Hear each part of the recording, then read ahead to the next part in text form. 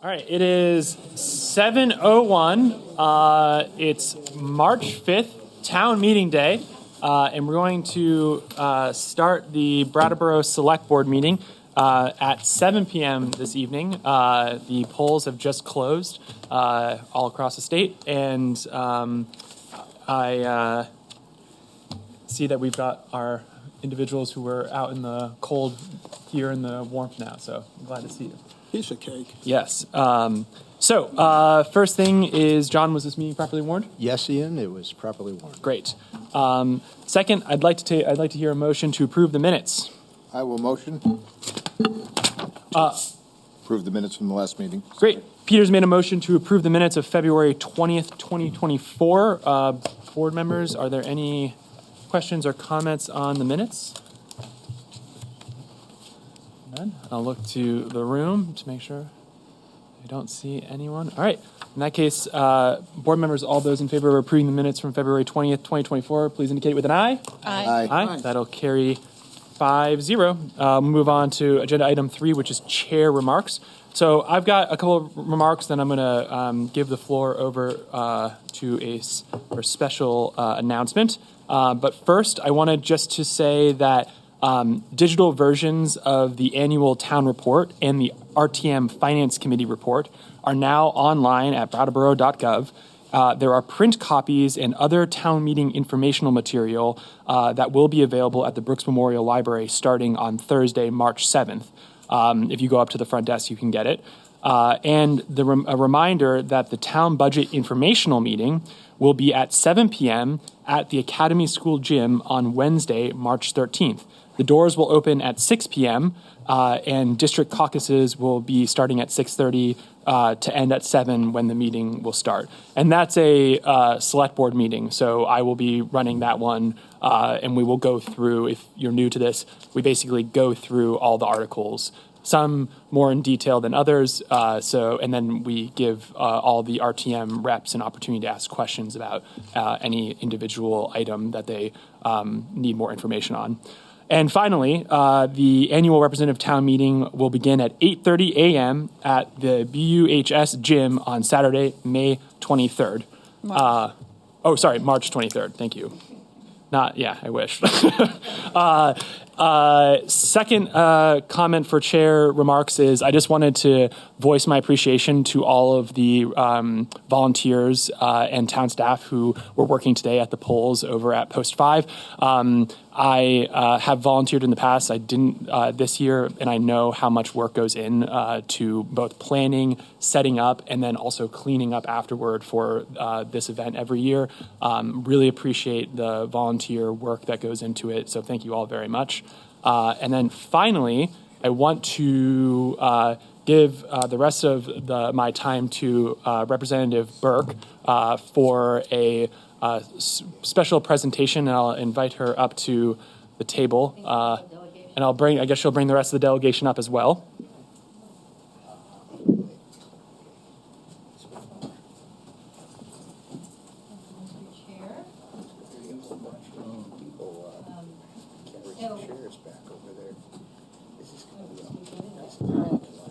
All right.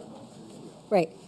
So good evening, everybody. We have a special resolution, a concurrent House resolution from the legislature in honor of a special person in our town, and I'm going to read it and then present it.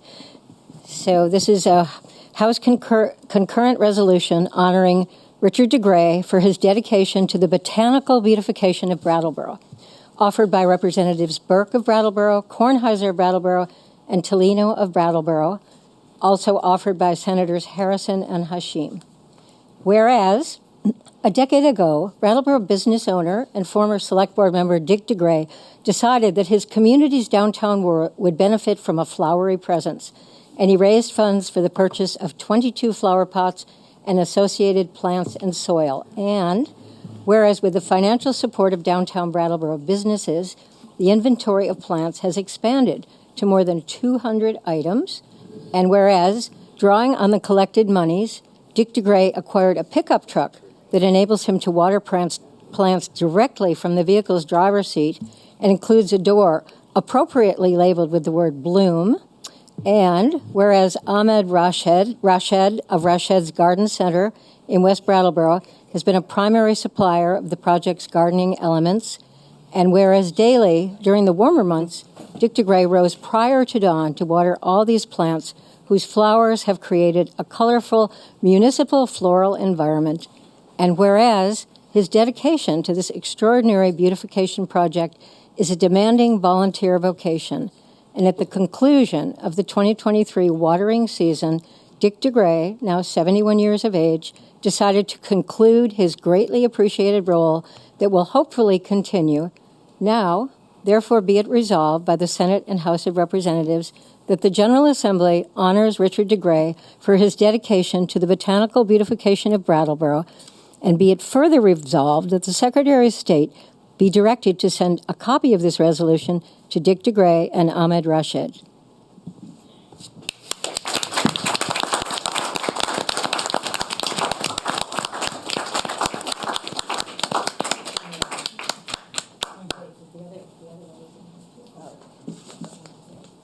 Congratulations.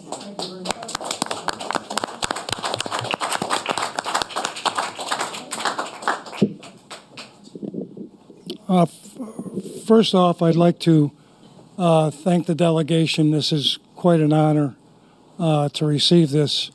Never in my wildest dreams when this started many, many years ago that I would be honored actually by the governor earlier this year and by our delegation. I am deeply humbled. I would be remiss if I didn't thank my number one partner, my wife, Missy Galanis, who was instrumental in getting this program started, and my partner from day one, Mr. Rashed, whose beautiful flowers adorned our street, and it is my understanding that his flowers will continue to adorn the street, and that's a great thing, not only for Brattleboro, but the surrounding communities who have come to just visit Brattleboro to look at the flowers. So I'm deeply humbled. Thank you, delegation. And I'm going to enjoy my retirement. Thank you. Great.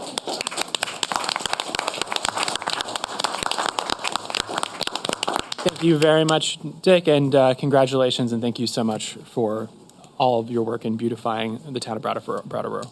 All right, I think with that, I will end my chair remarks, and I will hand it over to agenda item 4, manager's comments. Thanks, Ian. A couple things tonight. The gravel road conditions are changing with the weather.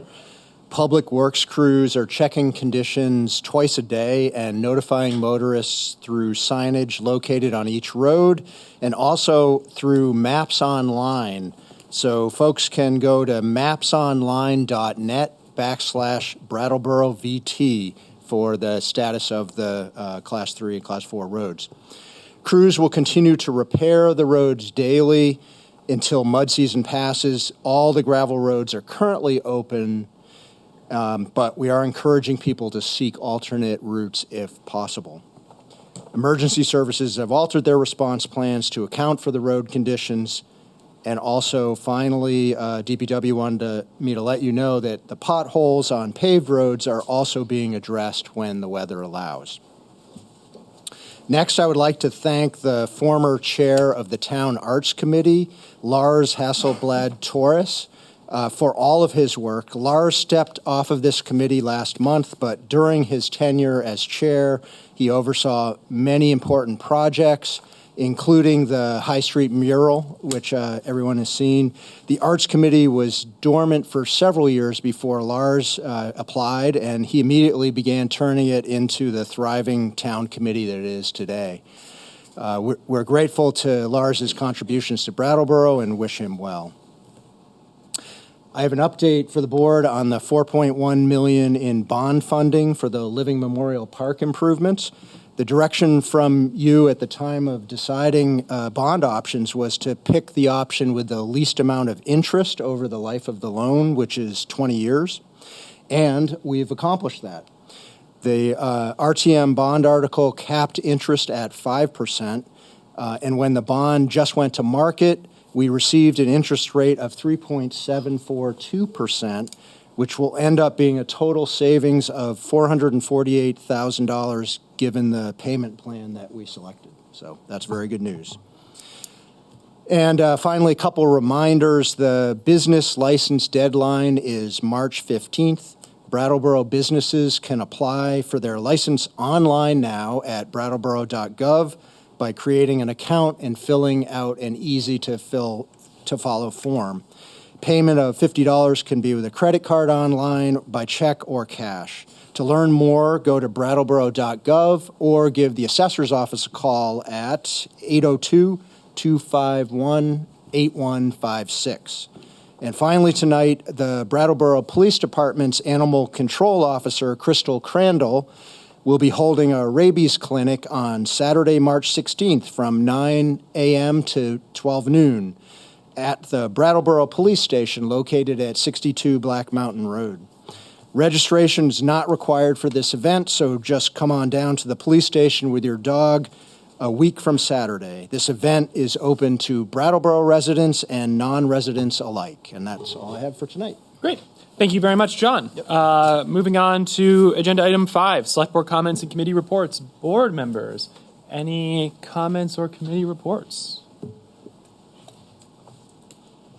Seeing, Peter. Yeah, I was just, having stood outside and all day long at Post 5 at the American Legion, I was really proud to be a part of that process, watching what I consider to be a very high voter turnout today, both in person. I think our mail-in ballots were down a little bit, but it made up for it, and it just felt like the old days where you just kind of went out and you voted and you cast your ballot for the folks that got it done. So I was just really kind of proud for this community to step up and do that today and have a really good showing at the polls.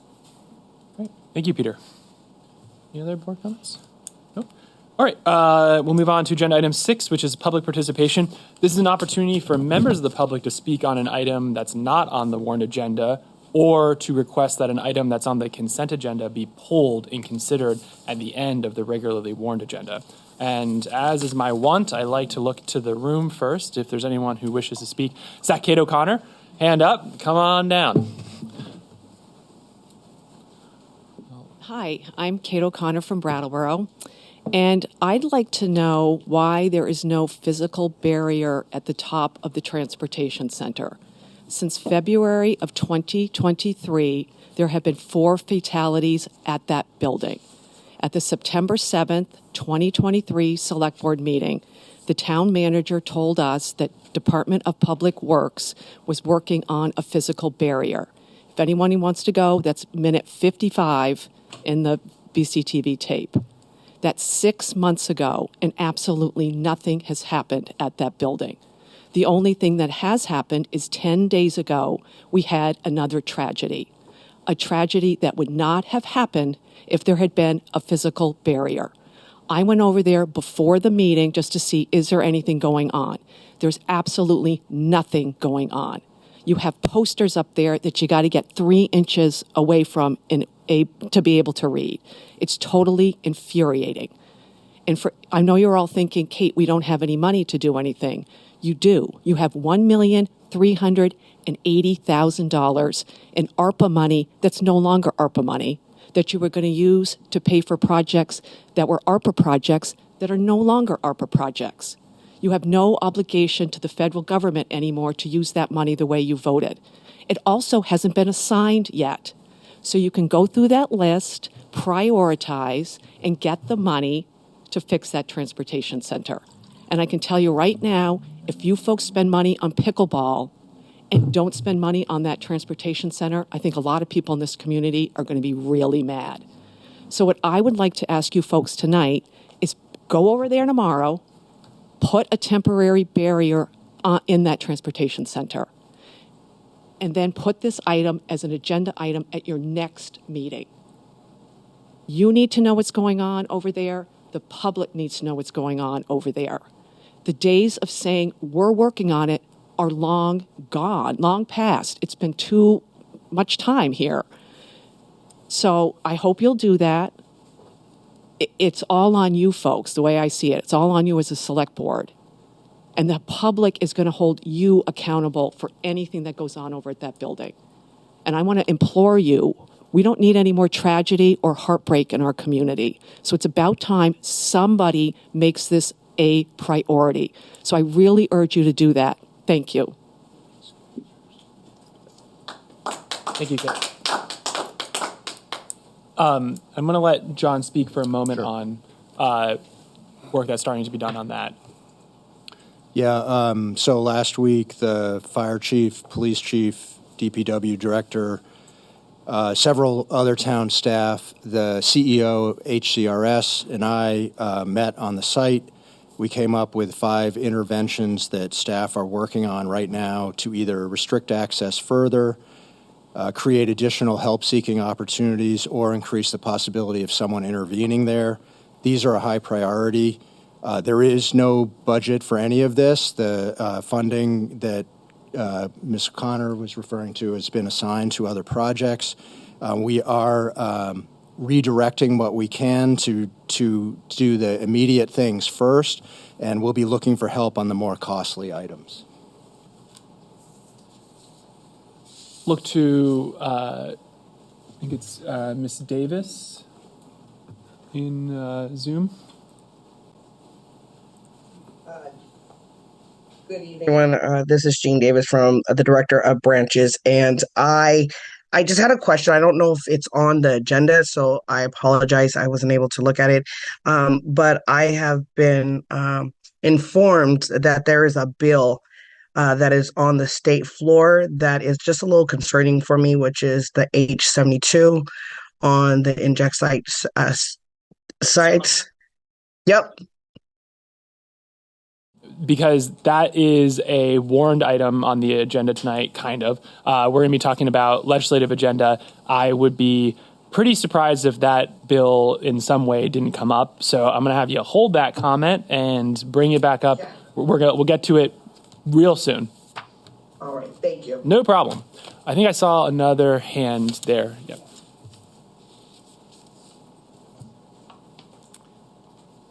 Hi, Jane Wheeler. I'm from Brattleboro. And actually, I'm your person that you assigned to appointed to the committee of the Senior Center Advisory Board. We met last week, and then I thought, well, who wants to know? So I thought I'd just come here and say something about senior solutions. They certainly serve a lot of Brattleboro folks in a lot of different areas, support and services to those folks that are getting older, the ones that need it. We all don't need it, and we all don't need it at the same time.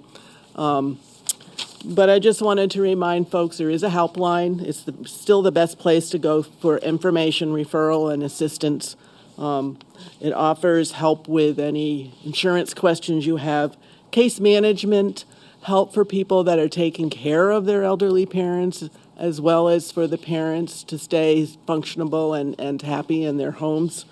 One of the things we talked about is what do you do if you're concerned about your older neighbor who's maybe not being right, not taking care of her daily activities, or something seems off. That Senior Solutions is the one that does the self-neglect investigations.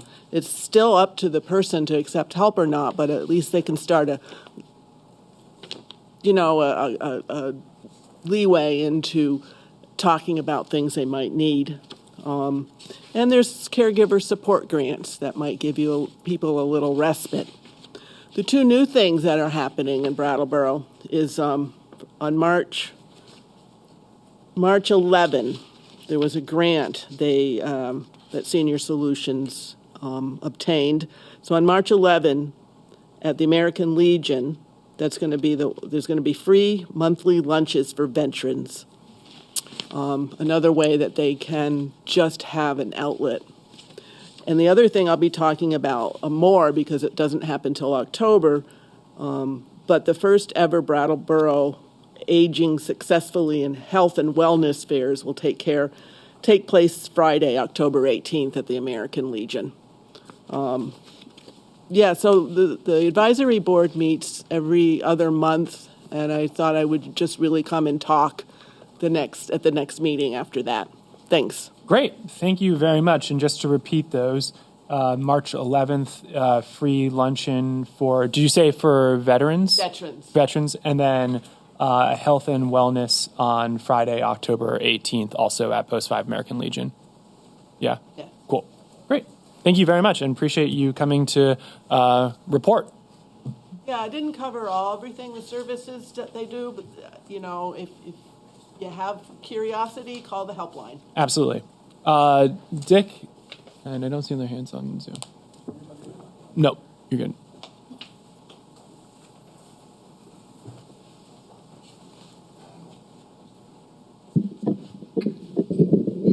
Walking much better.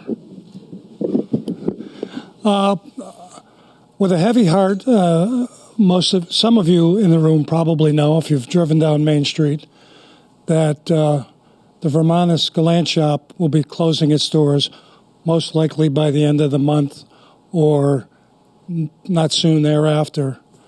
The Galantises have been on Main Street for 95 years.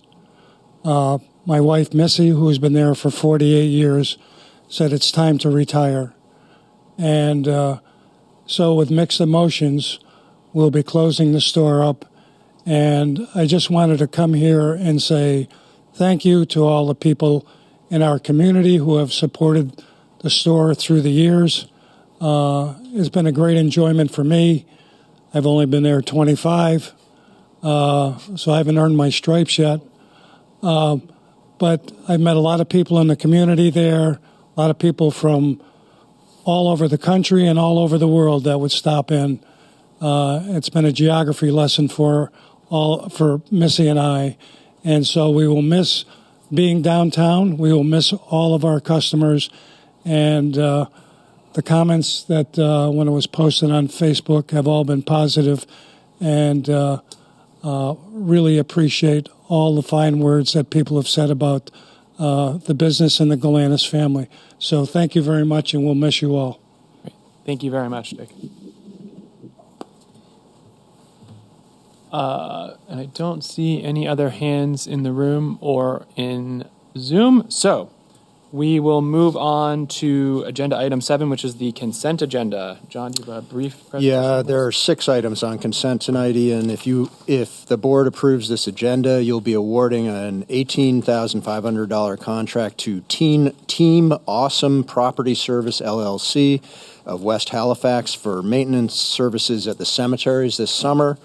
You'll be awarding a $100,000 contract to SLR for consultant services funded largely by a Better Connections grant to develop a safety study, corridor plan, and stormwater master plan for Canal Street Route 5 from Main Street to Exit 1. You will be approving an annual entertainment license for Rebop Farm LLC at 1230 Sunset Lake Road and one for the Boys and Girls Club located at 17 Flat Street. You'll be approving a parade permit for the Humane Society's annual Walk for Animals, which would take place on Saturday, October 12th at 10 a.m. And finally, you'll be authorizing the town to put in for a U.S. Treasury Capital Projects Fund for Libraries grant to potentially improve ADA accessibility, develop outdoor programming space, address essential repairs, and support continuity of operations during an emergency at Brooks Memorial Library. Great. Thank you very much, John. Board, anyone wish to pull an item from the consent agenda? Seeing none, can I get a motion? I'll motion to Peter, accept. I keep interrupting you. I apologize. That's Go ahead. fine. To accept the consent agenda as presented. Peter's made a motion to accept the consent agenda as presented. Board members, all those in favor, please indicate with an aye. Aye. Aye. That will carry 5-0. So we're going to move on to agenda item 8, new business A, which is the legislative delegation update.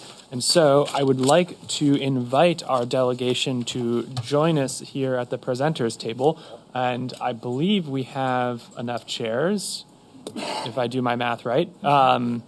And before we even start, I just want to express my gratitude for you all being here and in person. I know that you're all very busy and that Brattleboro may not be the only delegation of people that you represent. So we really appreciate you taking the time to be here tonight. And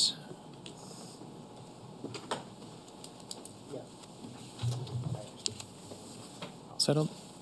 So back on November 7th of 2023, the Select Board had a Select Board's legislative agenda, legislative priorities agenda discussion, which I believe most of you were at. It was a substantive conversation that resulted in the board basically coming up with 4 main priorities and then some easy asks that we voted on as priorities for this coming legislative session. And in the end of that conversation, we also asked that y'all would come back to us at some point during the session to give us an update specifically on those legislative priorities. And just so we kind of ground the conversation tonight, those priorities were affordable and middle-income housing. This is not in any particular order, just what was in the memorandum. Drug addiction treatment, mental health crises response, and repeat offenders. And then we had some easy asks as well, which I'm not going to go into in detail. And so the way I kind of would like to have the update work for this evening is I wanted to give you all an opportunity to sort of speak on any work that you're doing in Montpelier that relates to any one of these legislative priorities that the Select Board voted on. And we'll give the board and the public an opportunity to ask questions as you are giving us information on those things and giving us updates. And before we start, if you can just go through and introduce yourselves, because I don't know if everybody who's watching or is in the room knows who you are. So, thank you. Tristan Toledo, I represent Brattleboro 9, which is the downtown side of town. Wendy Harrison, I'm one of the 2 senators, so I represent 19 towns, including Not at all. Molly Burke, I represent New District 8, which is more or less the southeast corner of Brattleboro. She's one of the senators for Wyndham County. Emily Kornheiser, I represent Brattleboro District 7, West Brattleboro. Is the microphone broken? I'm going to pause because I'm guessing BCTV's not. That on the mic. Okay. Can you hear this? Can you hear now? Someone's coming down to check. My guess is that it's just not enough microphone for that many people at the table. How about now? Is that working? Okay, it's working. Okay. Thanks. Yeah. So Emily, you may need to lean in a little bit. I'm not sure. But Should we start at the beginning or start? Let's start again. Thanks. Hello, I'm still Tristan Tolino from Brattleboro District 9. Wendy Harrison, Senator, Wyndham District. Molly Burke, Representative, District 8. Nader Hashim, Senator for Wyndham County. Emily Kornheiser, Brattleboro District 7, West Brattleboro. Great. So thank you again, all, for being here. And so I've kind of laid it out. These are the priorities that the board voted on in November, and we're hoping to hear some updates on how things are going in Montpelier. And thank you so much for all the work that you're doing there. I know it's not done yet. So where do you want to start? I leave it to you all. we obviously didn't pre-plan, so That's all right. I will kick it off. So just for the public, again, we are speaking to these priorities right here, which is affordable housing, drug addiction treatment, mental health crisis response, repeat offenders, and some miscellaneous asks. And each of us do a lot more than is necessarily on this list, and some of us have very little jurisdiction over the items on this list. So I just want to, so if folks want to learn more about other work we do, most of us have newsletters, we have constituent coffee hours. Just want to be clear. Sometimes when we talk about priorities, people and priorities get left off, and I just want to be clear about that. So on affordable and middle-income housing, this is a top priority for the House and, I believe, the Senate this year. And housing is an incredibly complex issue.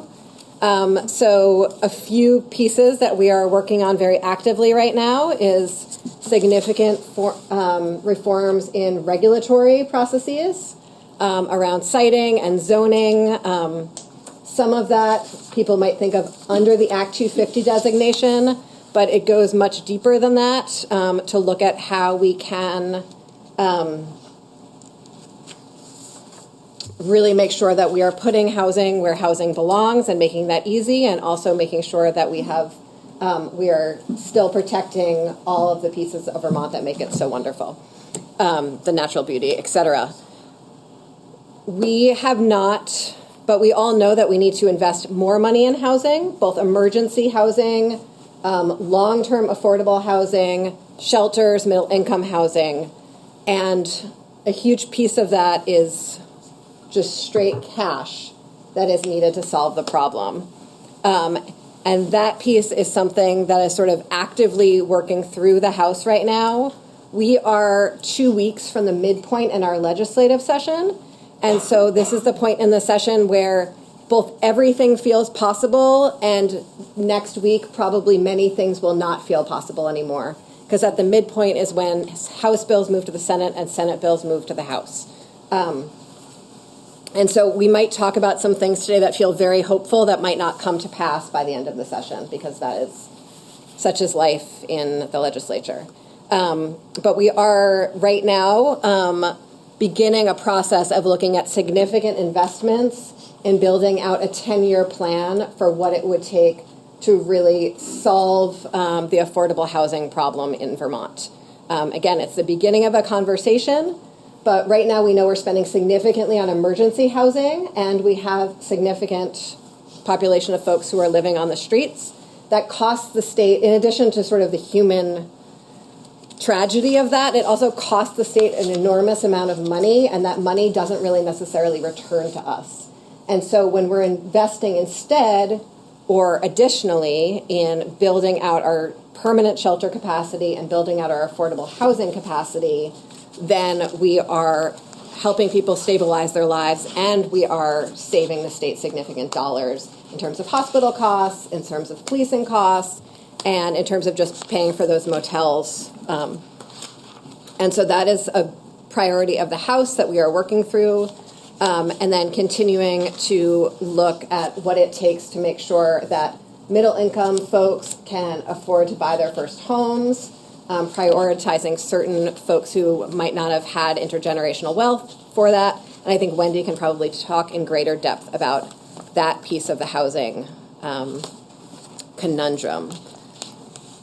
And so I'll stop there on housing, I think, and then maybe I can touch on other topics as we go. Does that make sense? Yes. Okay. And then I'll continue on housing. Yeah, and there's also a bill that the House General just passed out, H.8 29, that contained revisions to the housing improvement program. I can talk more about that. That is what I was referring to, And it's, that was created using ARPA money, but it doesn't have the strict rules anymore about that. And it's can apply to commercial residence conversions, upgrades for housing to Vermont access rules, higher accessibility than ADA compliance, and independent dwellings for adults with developmental disabilities.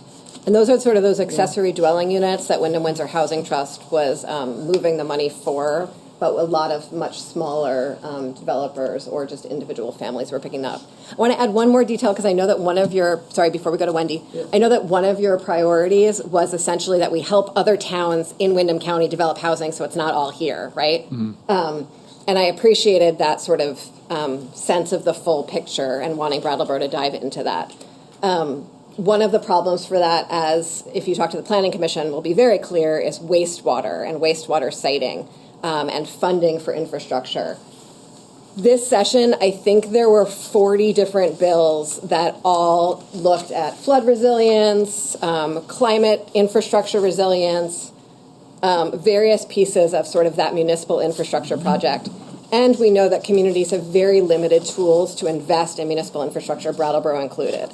And it's often very, very targeted, very specific grants, so that you have to put a lot of energy into creating a capital stack that includes sidewalks, one piece, and sewer is another piece, and then where sewer connects to the other thing is a third piece, and how does a house ever get added to that wild capital stacker in an apartment building?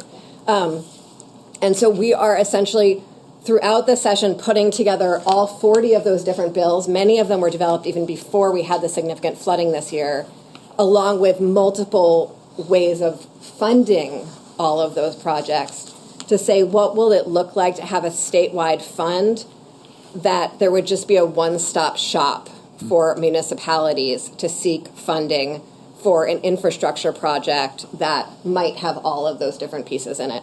Because I remember you all saying that, like, you know, you even had trouble chasing grants. If Brattleboro is having trouble creating a funding stack, then certainly our smaller towns and neighbors are going to as well. There's still the problem of a lot of communities don't want to see that development. And because of that, you know, bond votes might fail, even if there isn't a lot of money sitting on the bond. And that is something we're going to continue to work on. And we're going to continue to create sort of coordinated bodies across towns to focus on that. But that's sort of another big piece that we're moving based on your feedback. Wendy, sorry. That's great. No, this is really helpful. Sorry. We should talk more. So I want to talk a little bit about Act 250 and then get to some of the other issues. The Natural Resources Board convened a study group this past summer that included developers, both private and public developers, conservationists, business people, Chamber of Commerce. It was really anyone who would have an opinion on Act 250. And they came up with, they used a consensus model so that all of their recommendations were by consensus. So there were a couple of things they didn't even have recommendations on because they couldn't come to a consensus. But it does have a number of very, very helpful and usable recommendations. So the Senate Economic Development, Housing, and General Affairs Committee, we spent our first 4 weeks of the session working on how to implement that study. And so there are at least three other committees working on this. So it'll be an interesting mash, but I think we made a good go at it. And because the goals of that committee were so comprehensive, I want to read a couple of things. Support and promote growth in compact settlement patterns. That's traditional Act 250. That was the goal.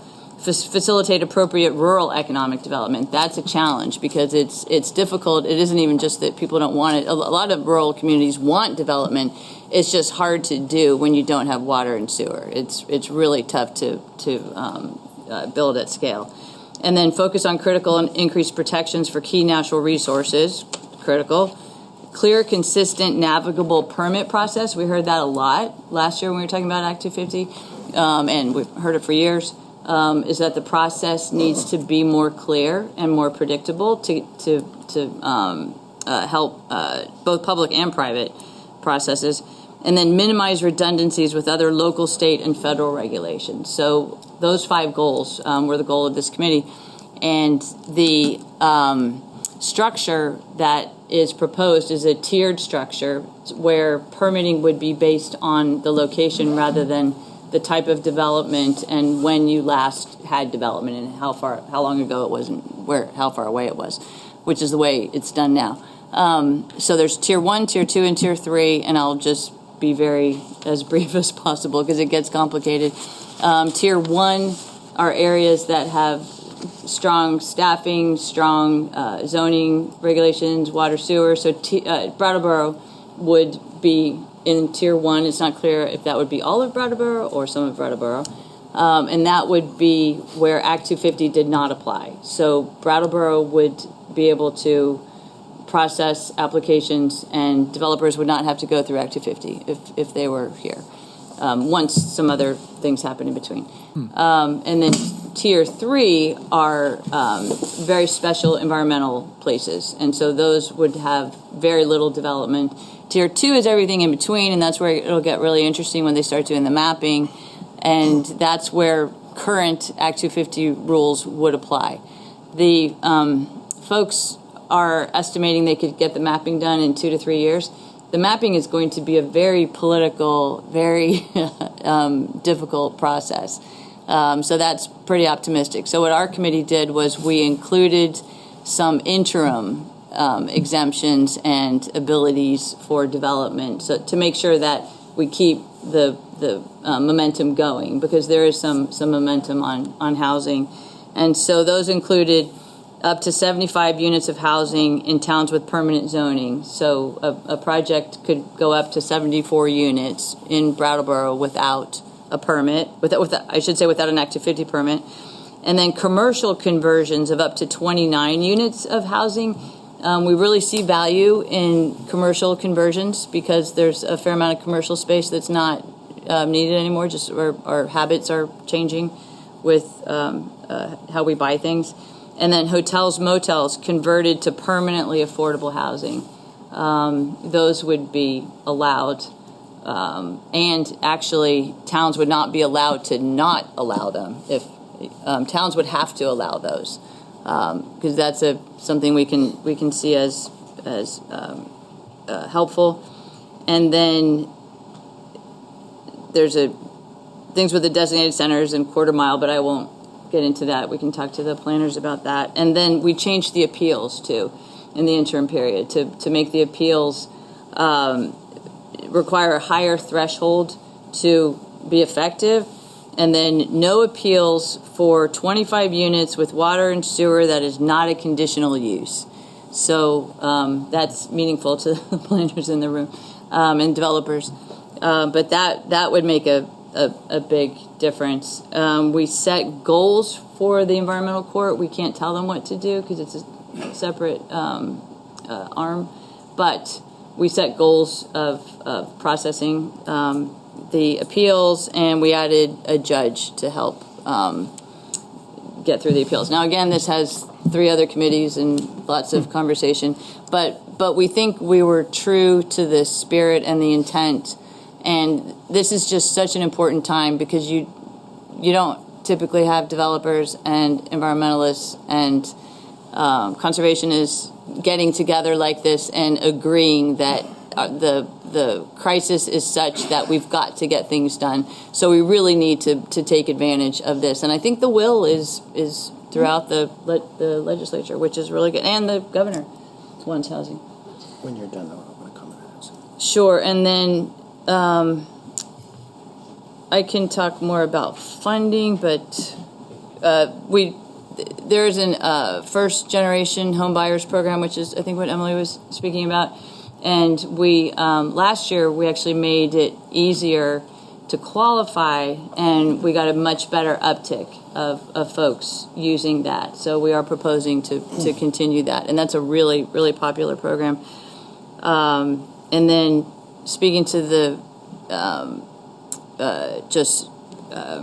utilities in general, stormwater utilities are really necessary and important for municipalities to have a revenue source, an additional revenue source, because right now probably half of your highway fund is stormwater.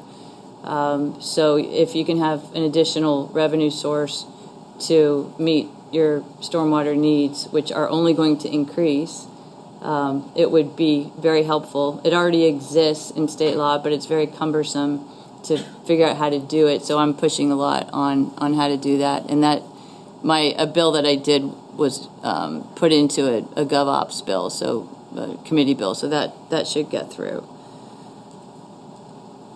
Okay.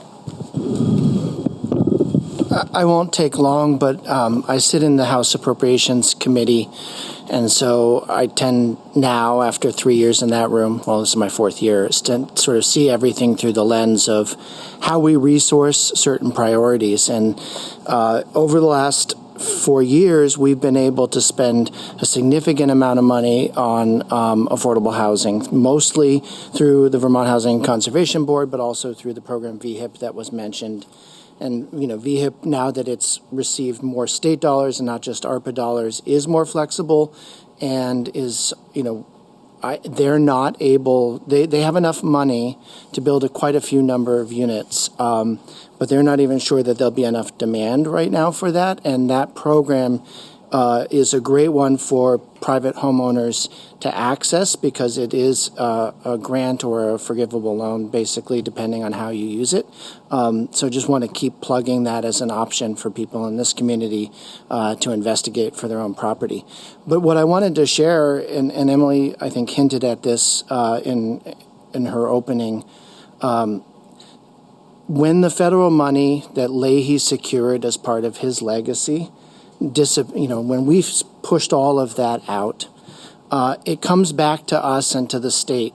And the governor's budget as proposed would, I believe, have about 65 new units of housing this year through the Vermont Housing and Conservation Board, compared to where we...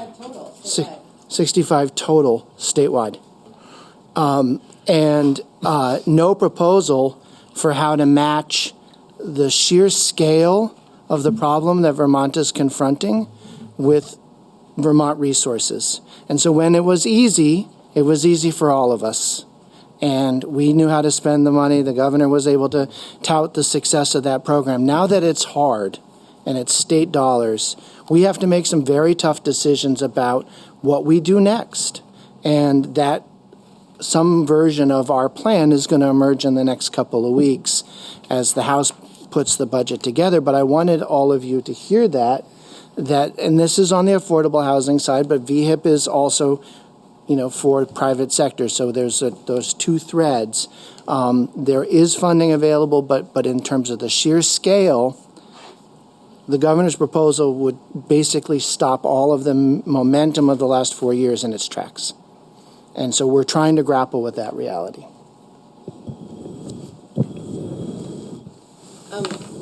So I'm going to pivot to a new topic.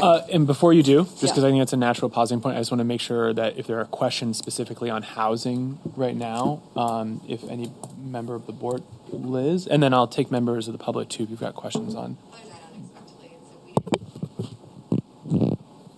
Good evening. Thank you all for coming. I listened with interest, and what Emily was saying about infrastructure and what the town of Brattleboro is doing, and we're doing all the right things to foster growth and to welcome growth. And I wondered whether there was a program that recognizes and gives incentives to towns like Brattleboro for the good work that they're doing, to partner with us to foster more growth. Is there such a incentivized program? Thanks for naming that, because one of the concerns I've brought up over the last couple of years is as we've revised regulations, Brattleboro had already done all of that work. And so I kept on pointing out, folks, if you think we're going to solve all the problems in the state by doing this stuff, I can tell you Brattleboro didn't, and we were well ahead of the curve. There was a program last year or last biennium that Brattleboro actually did opt into, and that was being used for that. I'm sorry, I don't remember the name of the program. But I know that Sue does, because she was using it to work with sort of the Maple Street corridor and be thinking about that differently. So there are limited programs like that, but it is a real concern about a rising tide will just bring all the ships up to where Brattleboro's ship already is. And so that is why I've been really pushing this sort of capital stack program. I remember a few years ago when I was first focused on revenue, I asked Peter Elwell, former town manager, why we didn't have a TIF in Brattleboro, and he said, I never really saw how that would work out for us very well. I didn't really see the point. And it was the first time I was like, oh, this is really this is sort of the one mechanism we have to support municipal infrastructure at the state level in a comprehensive way. And it's still like a square peg in a round hole for a lot of communities. And so that's when my committee really started working on this. What would it take to do a real comprehensive municipal infrastructure revolving fund? They have something similar in New York that works really well, and something in Massachusetts that works well as Minnesota. And so we're going to learn from what they've done. And I imagine that towns like Brattleboro, who already have all their ducks in a row, could be prioritized simultaneous to towns that need significant technical assistance being prioritized. And I'd like to add to that, being on the Transportation Committee, which oversees a lot of the town programs, recognizing that we wanted to help our towns this year, but all of the town programs were level funded by the governor's budget, and we just passed out a transportation bill. It still has to go to Ways and Means, Appropriations, Senate, et cetera, but we increased the funding for the town highway grants by, it's not a lot, but $860,000 to that program that goes to every town, just recognizing the needs of the towns. And we also increased the structures program, which is the grant program, by $1 million. And we did that by taking money out of the VTrans maintenance budget, which is really, this is sort of a thing that we wind up sort of fighting with the administration about, is that there's usually like $1 million left over in the maintenance budget, and they can just sort of use it then before the fiscal year. And we're sort of borrowing out of that program on the assumption that there's going to be money left over. But just to sort of explain the conflict between, us sort of trying to fight for our towns and the money that the state has, and is deploying in different places. So I just want to let you know that. But we have been it's been a big topic of conversation in our committee, because a lot of that money is state dollars. Some of it is state dollars, and we don't have a lot of state dollars right now. Anyway. And one more detail on housing, is that there was a risk that the emergency housing program would be essentially completely stopped, and instead basically all folks with some vulnerability will be housed with the emergency housing motel program until the end of this fiscal year. That's what was included in budget adjustment. And I felt very aware of whether we think the motels are an ideal situation or we don't think the motels are an ideal situation. All the folks living in the motels now being on the streets of Brattleboro with no other plan is definitely unideal for everyone. So that's something else that we were a day away when we passed budget adjustment, and so that was a big. It shouldn't ever be down to the wire that way, but that is what governing looks like these days. Shall I? Wait. Okay. First of all, I have just a couple little more things. Okay, and then I really want to make sure if there's other people who have questions. Yes. So, first of all, Wendy, I was really happy to hear about these interim measures at Act 250, because mapping years out is quite the boondoggle. So I've always felt that even if the Act 250 people did what their regulations said they would do and stick to the timeframes that they have, they never seem to do that. They never seem to meet their own regulatory guidelines. And so that's a main factor why both developers and the public have no understanding of a consistency with the regulations. And so I applaud these interim measures, but I also think that, sticking to their timeframes and sticking to their appeal processes and sticking to, all of those nuts and bolts are so important, because they give trust to the process, and no one will develop if they don't understand the regulations before them will be met. Right.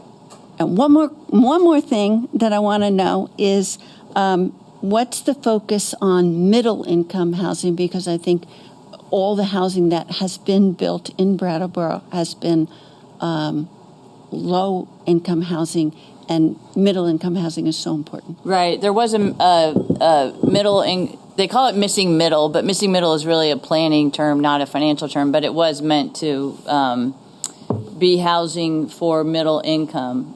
That program was, with all of the money was used almost immediately, and we are proposing to do that again this year. So that was a program that included private developers, but it was very successful. Is that earmarked for particular regions or towns like Brattleboro? It's supposed to be county or statewide, and there weren't a lot of dots in Brattleboro, so I have my eye on that because there need to be. Well, in Windham County, period. Most of the funding went elsewhere in that one, so I'm keeping an eye. I bet others are too on that. Great. Thanks, Liz. Other board members, questions? And look to members of the public on, we're kind of talking on housing right now before we move on. Dick? And then we'll, Emily, I interrupted you, so we'll move on to the next. Well, he's walking up. Let me just say that the refugee housing at SIT was funded. So that was one of the items that was funded. Yes, okay. Yes. It was funded for the rest of the year, but now it needs to get into the regular budget. A project on Flat Street, the old Sonell building. Those units are converted at $600,000 per unit. The governor in his State of the State address was talking about affordable housing at $400,000 a unit. We're never going to get ahead of the housing crunch at $400,000 a unit, $300,000 a unit. What can we do, or you do, to drive those costs down? Now, materials, I don't believe, are driving the cost of these projects. I believe that there's a lot of bureaucracy loaded into these projects, and nobody wants to talk about it. I certainly know local builders who are building full houses and not for the cost of what we're trying to build, affordable housing. So if you could talk about that for a second. Yeah. Thank you, Dick. So, Dick, thank you for that. Actually, the cost of building in the private sector is also on average in that same price range. And so, my stepmother just got a quote for 1,000 square foot houses or 1,200 square foot houses on land that's already got water and sewer and electric is $475,000 in this community.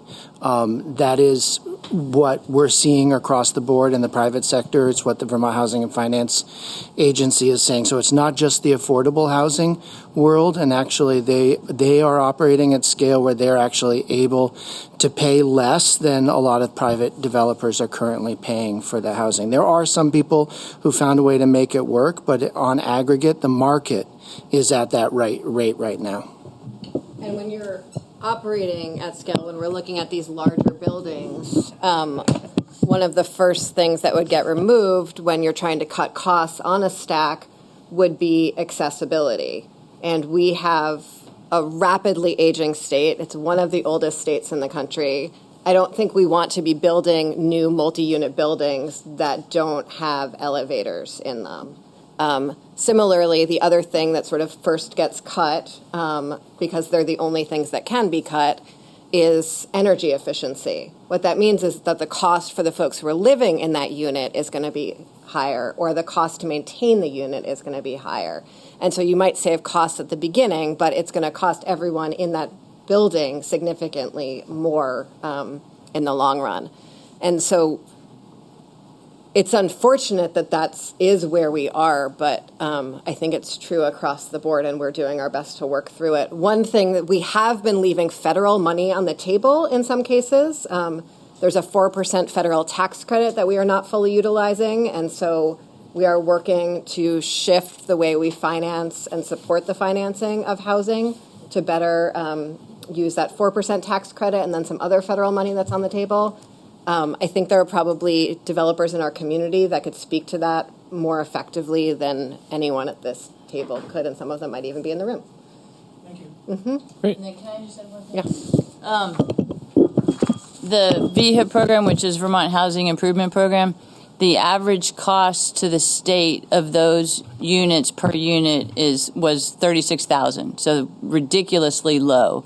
And that's because the owner obviously bears part of the cost, but it's a tremendously helpful program and very cost effective.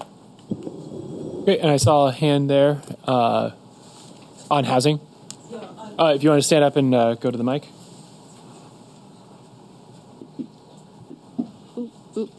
Well, I just wanted to speak to that and verify that that is the pricing these days. I recently renovated a one-bedroom apartment, and it cost $75,000. Existing, everything else existing, and it was not a heck of a lot that we did. But that's what it is. Yep. My pivot? So, and pivot, and I'm just going to ask if it's possible, when we're talking about these great initiatives that we're working on, if they have bill numbers associated with them, if you can try to mention them when you're talking about it.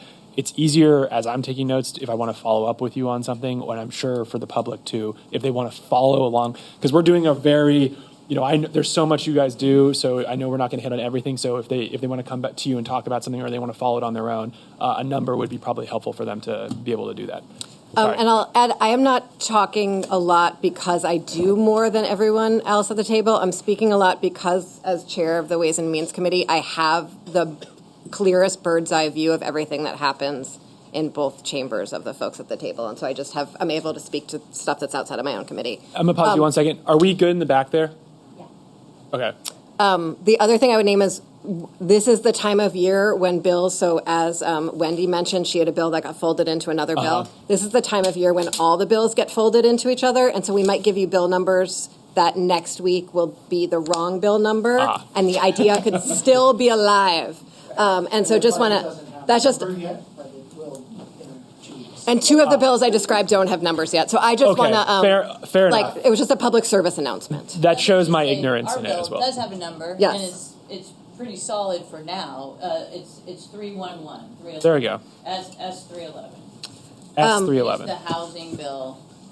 In the Senate. In the Senate. But my understanding is that actually is going to get folded into a House housing bill before it It likely will, but at least... Yeah. Yes, it has a number now. Pages, so So pivoting, so my job is to raise sufficient revenue to meet the needs of the state and the state's priorities. And one of those big priorities right now is public safety and access to justice. And, one of these items, amount of repeat offenders, yes, there's policy there, but one of the biggest pieces of that is that, efficient, timely access to justice, someone getting arrested, getting a court date, and that court, process going through fully there is a huge amount of evidence that is actually the biggest deterrent, and I'm sure Nader will be way more eloquent about this than I am. Yeah. I just want to say that our judiciary system has been profoundly underfunded for decades, but especially this decade. We don't have enough staff across the board, including judges. And so one of my big priorities this year, along with my colleagues, is to raise sufficient revenue to adequately fund the justice system in order to have adequate justice. Thank you. Yes. Thank you. So since we're on repeat offenders, I'll speak on that for a little bit. So there are a couple of bills that we have moving right now regarding this topic, just regarding public safety in general. And for folks who don't know, I serve as the vice chair of the Judiciary Committee, which covers the majority of this topic. I'll first touch on the speaking of the funding and also touching a little bit on another topic, number 2, drug addiction treatment, are the judges. So last time we were here, I was talking about judge positions.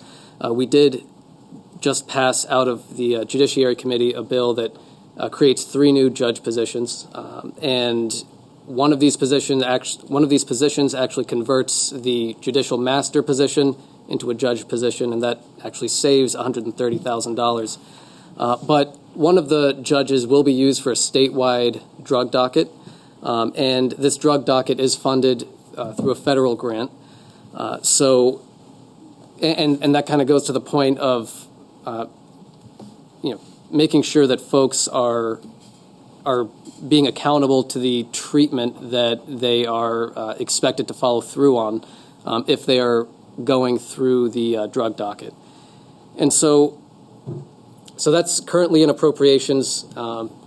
And again, this is something that I've been trying for a couple of years. And, I know members of our delegation are also have been pushing for it, as well as our state's attorney, Tracy Shriver. And so, knock on wood, it's going to keep moving forward. and I don't want to jinx myself, so I'll just leave that there regarding the judges.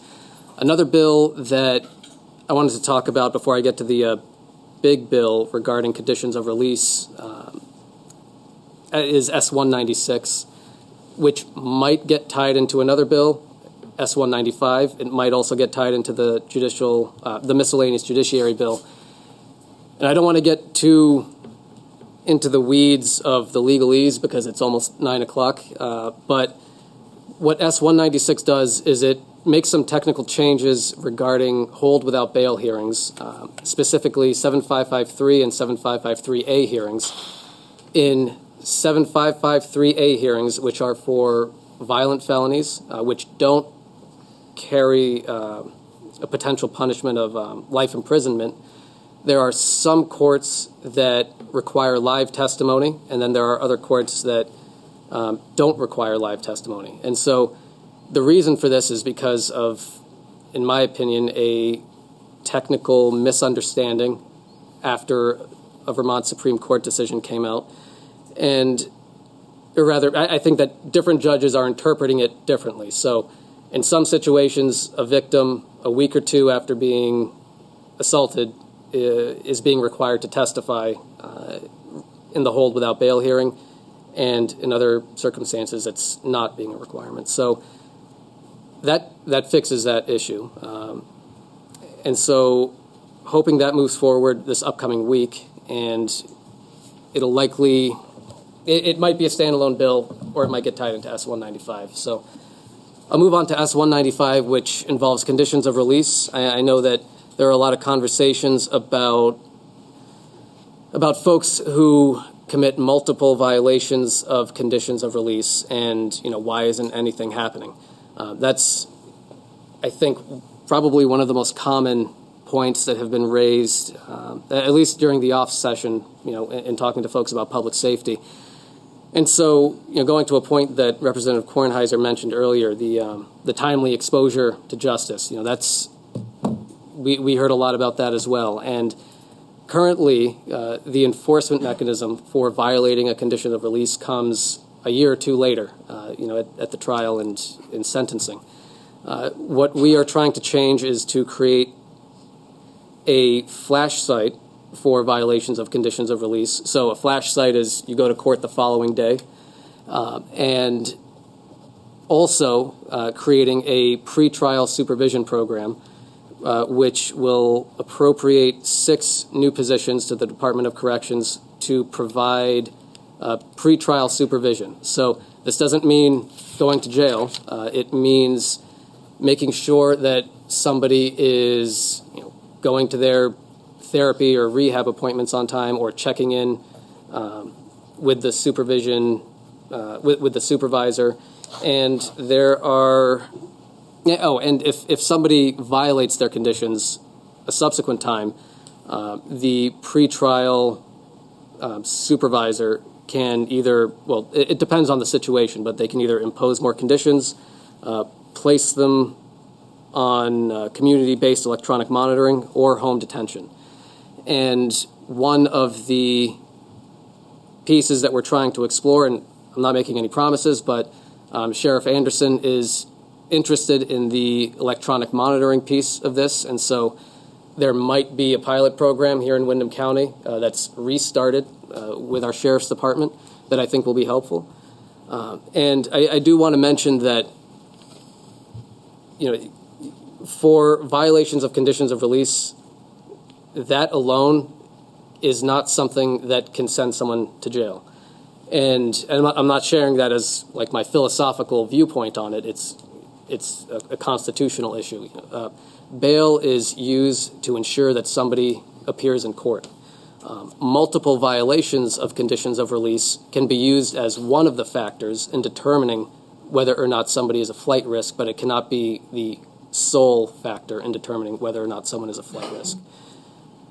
So that, in a nutshell, is S-195. And and I'll leave it there in case there's any other. I have one more thing, which is I believe Representative Burke sponsored this bill, which was a bill that you, Senator Hashim, sponsored when you were a representative that just passed out of the House, which is much requested by the people of Brattleboro, which is that if you go into a car that is not yours, that is now considered a misdemeanor? Breaking and entering, basically. Yes, the same as if you had walked into a house. A little fine, I forget what it is. So that has now passed the House and is in the Senate. What number is that? That I was have a no big idea. problem in one of my neighborhoods. I think I had it. We'll find that. Can I take questions on I'll look for those, it. or did you? Sure, unless there's other folk, or up to you. Other board members. My only one was for S195. The 7553A hold without change would be basically all those would not require live testimony. That's S196, but okay. Yeah, so it puts it in line with 7553, which cross-references 7554 regarding the rules of evidence, which is in subsection G of 7554, and it just puts 7553A in alignment with that. 7553. And the bill number for that. Do you think that's okay? Yeah. Go ahead. The bill number for entering the car is H563. And I recognize that some of these will not be effective at some point, but I think having something to anchor them to is helpful, at least for me. And there's a $500 fine for the first offense. A ton of effort into making all of our legislative work available to the public. So the numbers are one way to search, but you can go to committees, watch all the testimony, you can follow the bill drafts in real time. So there's a ton there for the public if you're interested. Very, very fair point. I know one person in this room who does it as a hobby. Other questions on? Yes. There's somebody up here. Yeah. Yeah, you'd mentioned having an additional judge to be utilized, I think, for overseeing somebody who's having drug treatment. Is that correct? Yes, drug. So I don't understand exactly the details of that. I don't know if you can explain that. Sure. Thoroughly. Absolutely. It's so a drug docket. Some people call it a drug court.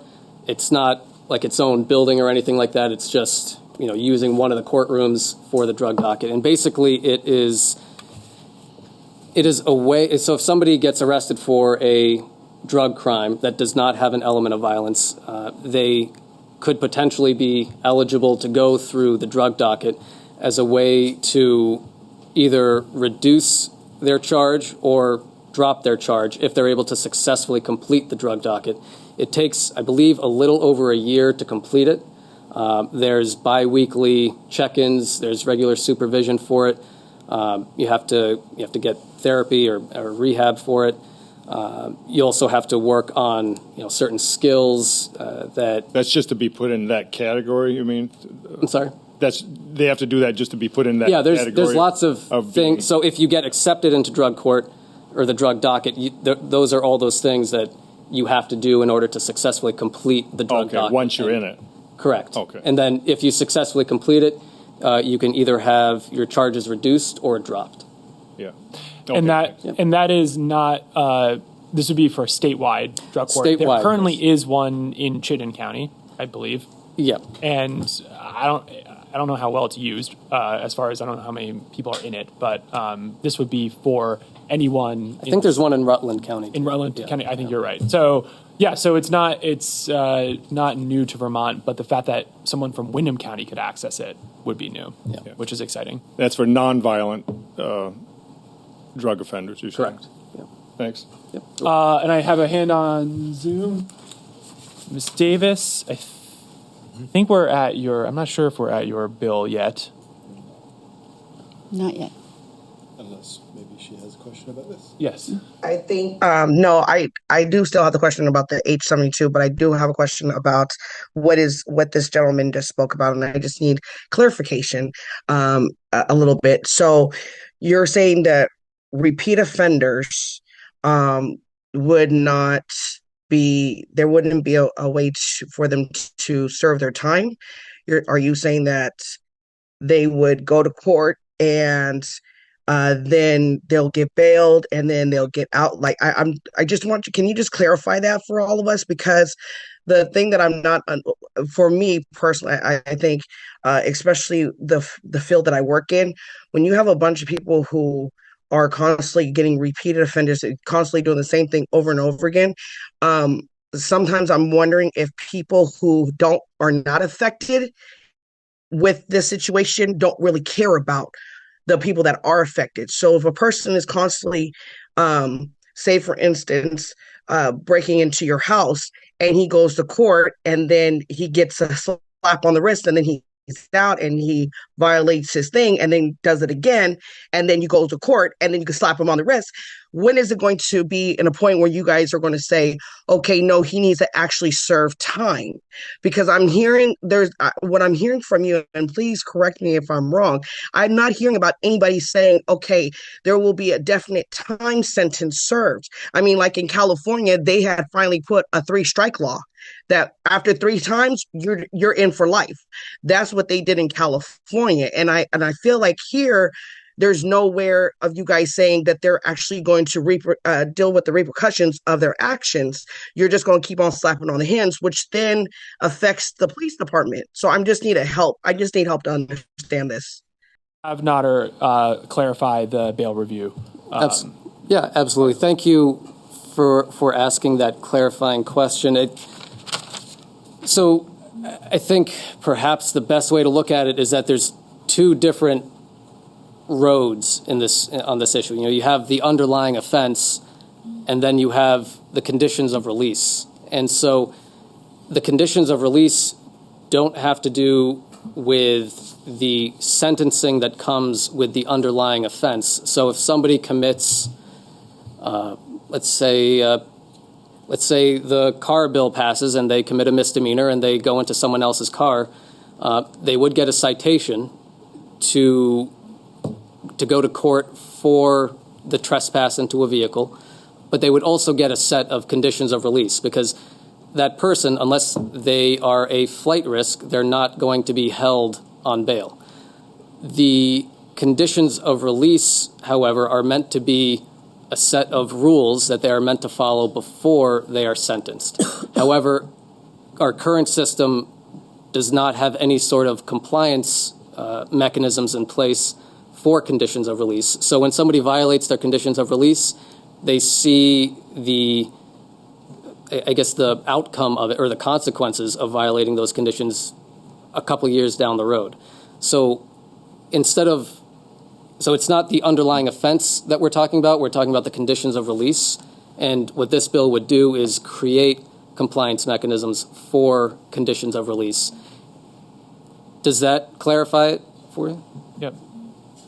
We're not gonna do a follow up on that because I really want to move on to. Sure. We've got multiple other topics that I want to make sure we hit. So, and I don't see any other hands right now. So I'm gonna pass it back over to the table. So mental health crisis response. Yeah. So we passed something into law last year. I think we funded something last year. Sorry, I'm losing track of years and bienniums at this point. I feel like it's still the pandemic in a certain way. But mostly because there's such an incredibly long time frame between when we pass something into law, but even when we just appropriate money for it, the timeline of that actually becoming real life for folks is long. And so that's why I sometimes lose track. So there is now a statewide emergency mental health crisis response. I actually just saw it advertised on Front Porch Forum, which was exciting. I imagine other people saw that as well. And HCRS is actually leading that statewide, even though they are sort of our designated mental health agency. And that's sort of a much more clear on-demand response. There's also money in the budget for street outreach teams that have been beginning their work, and they're being hired right now. And then have been working with a bunch of service providers in Brattleboro and our town manager to look at basically how all of our different human services agencies in Brattleboro can come together in order to draw down federal and state dollars in a more comprehensive way, because mental health crisis response isn't any organization's individual responsibility. It is the responsibility of multiple agencies. And so hoping to use state dollars that were appropriated last year and are still available to solve some of those challenges.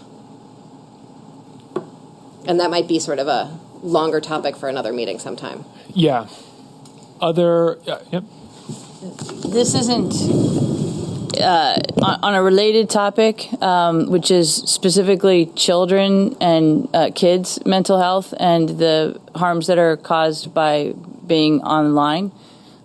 We have a bill, it's called the Kids Code Bill, where we'll be requiring that internet providers who know that their customers are children cannot use the algorithms and the codes that cause kids to be glued to their screens, like the infinite scroll, for example. So I'm pretty excited about that bill. Mm-hmm. I'll find the number.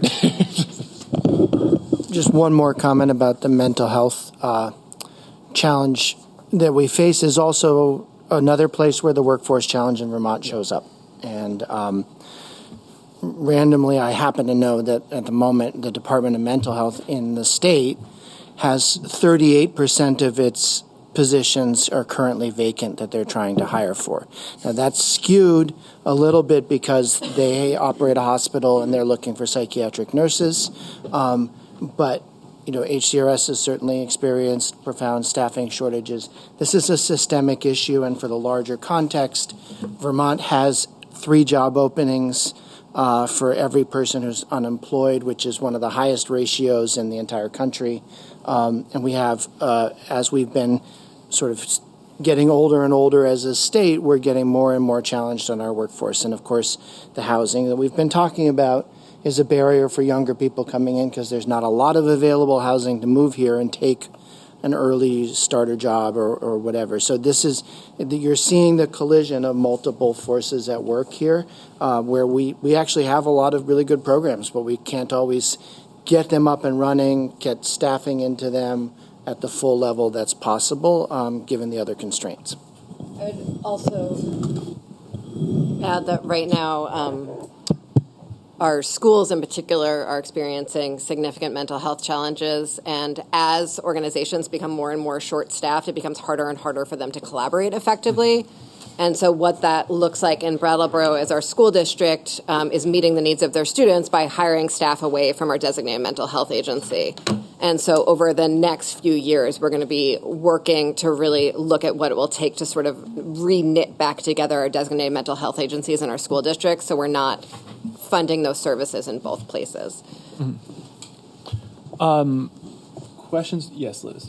Well, I just wanted to thank Emily and discuss meetings that we've had between the town manager's office and various service providers and Emily to provide additional mental health services, a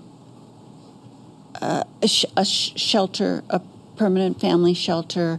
There's 5 things, I don't remember what they all are. A couple of shelters.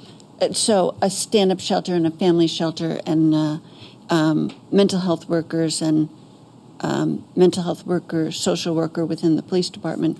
All of these things are much needed elements, and the funding will be coming, I'm assuming, from the state, and we really need them, and we need them now. We don't need them, years down the pipeline. So it's very much appreciated. Other board members? Don't see any other hands at the moment. So we've got drug addiction treatment, which we haven't touched on. Right before we go to drug addiction treatment, I just want to name that your easier asks are still significant lifts.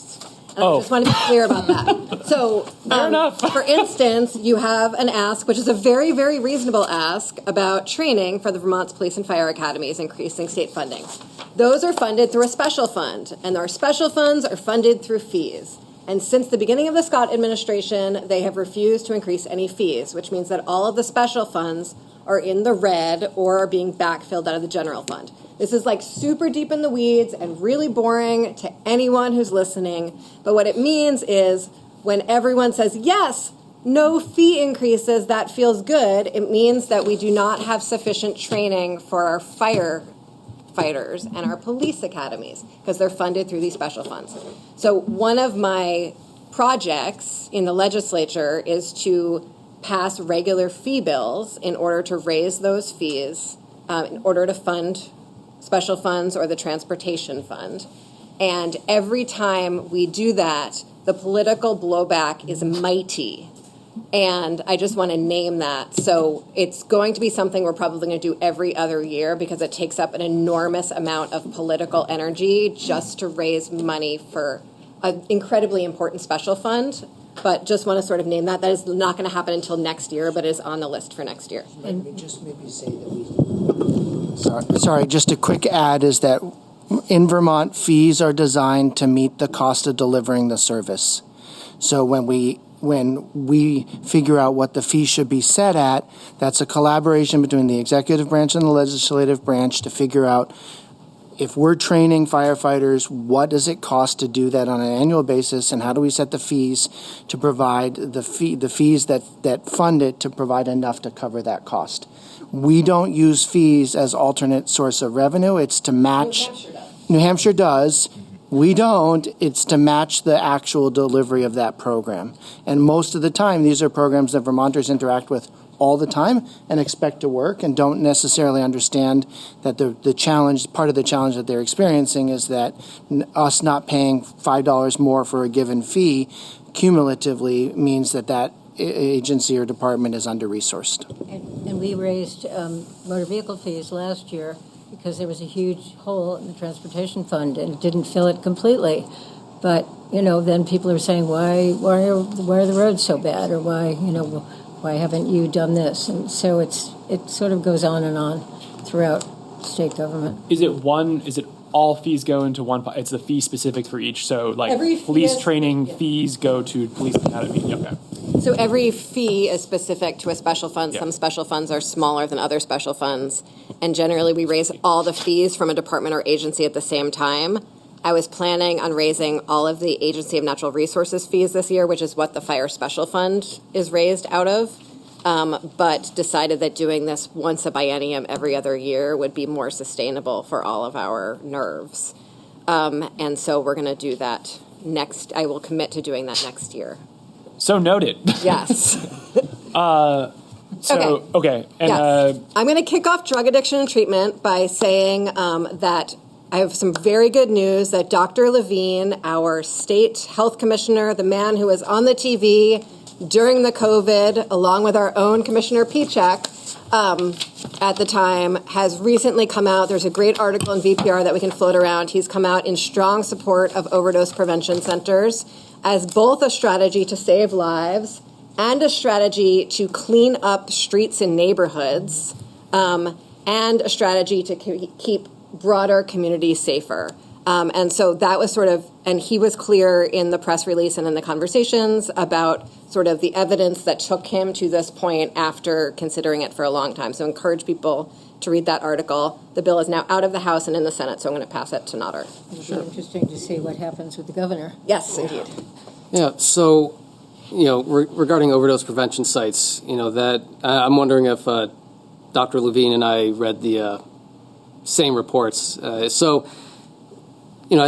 understand that there is a lot of anxiety or, frankly, fear when we talk about overdose prevention sites. And when I first heard about them a while back, my first response as well was, I don't see how this could possibly be helpful. And I'm just being candid.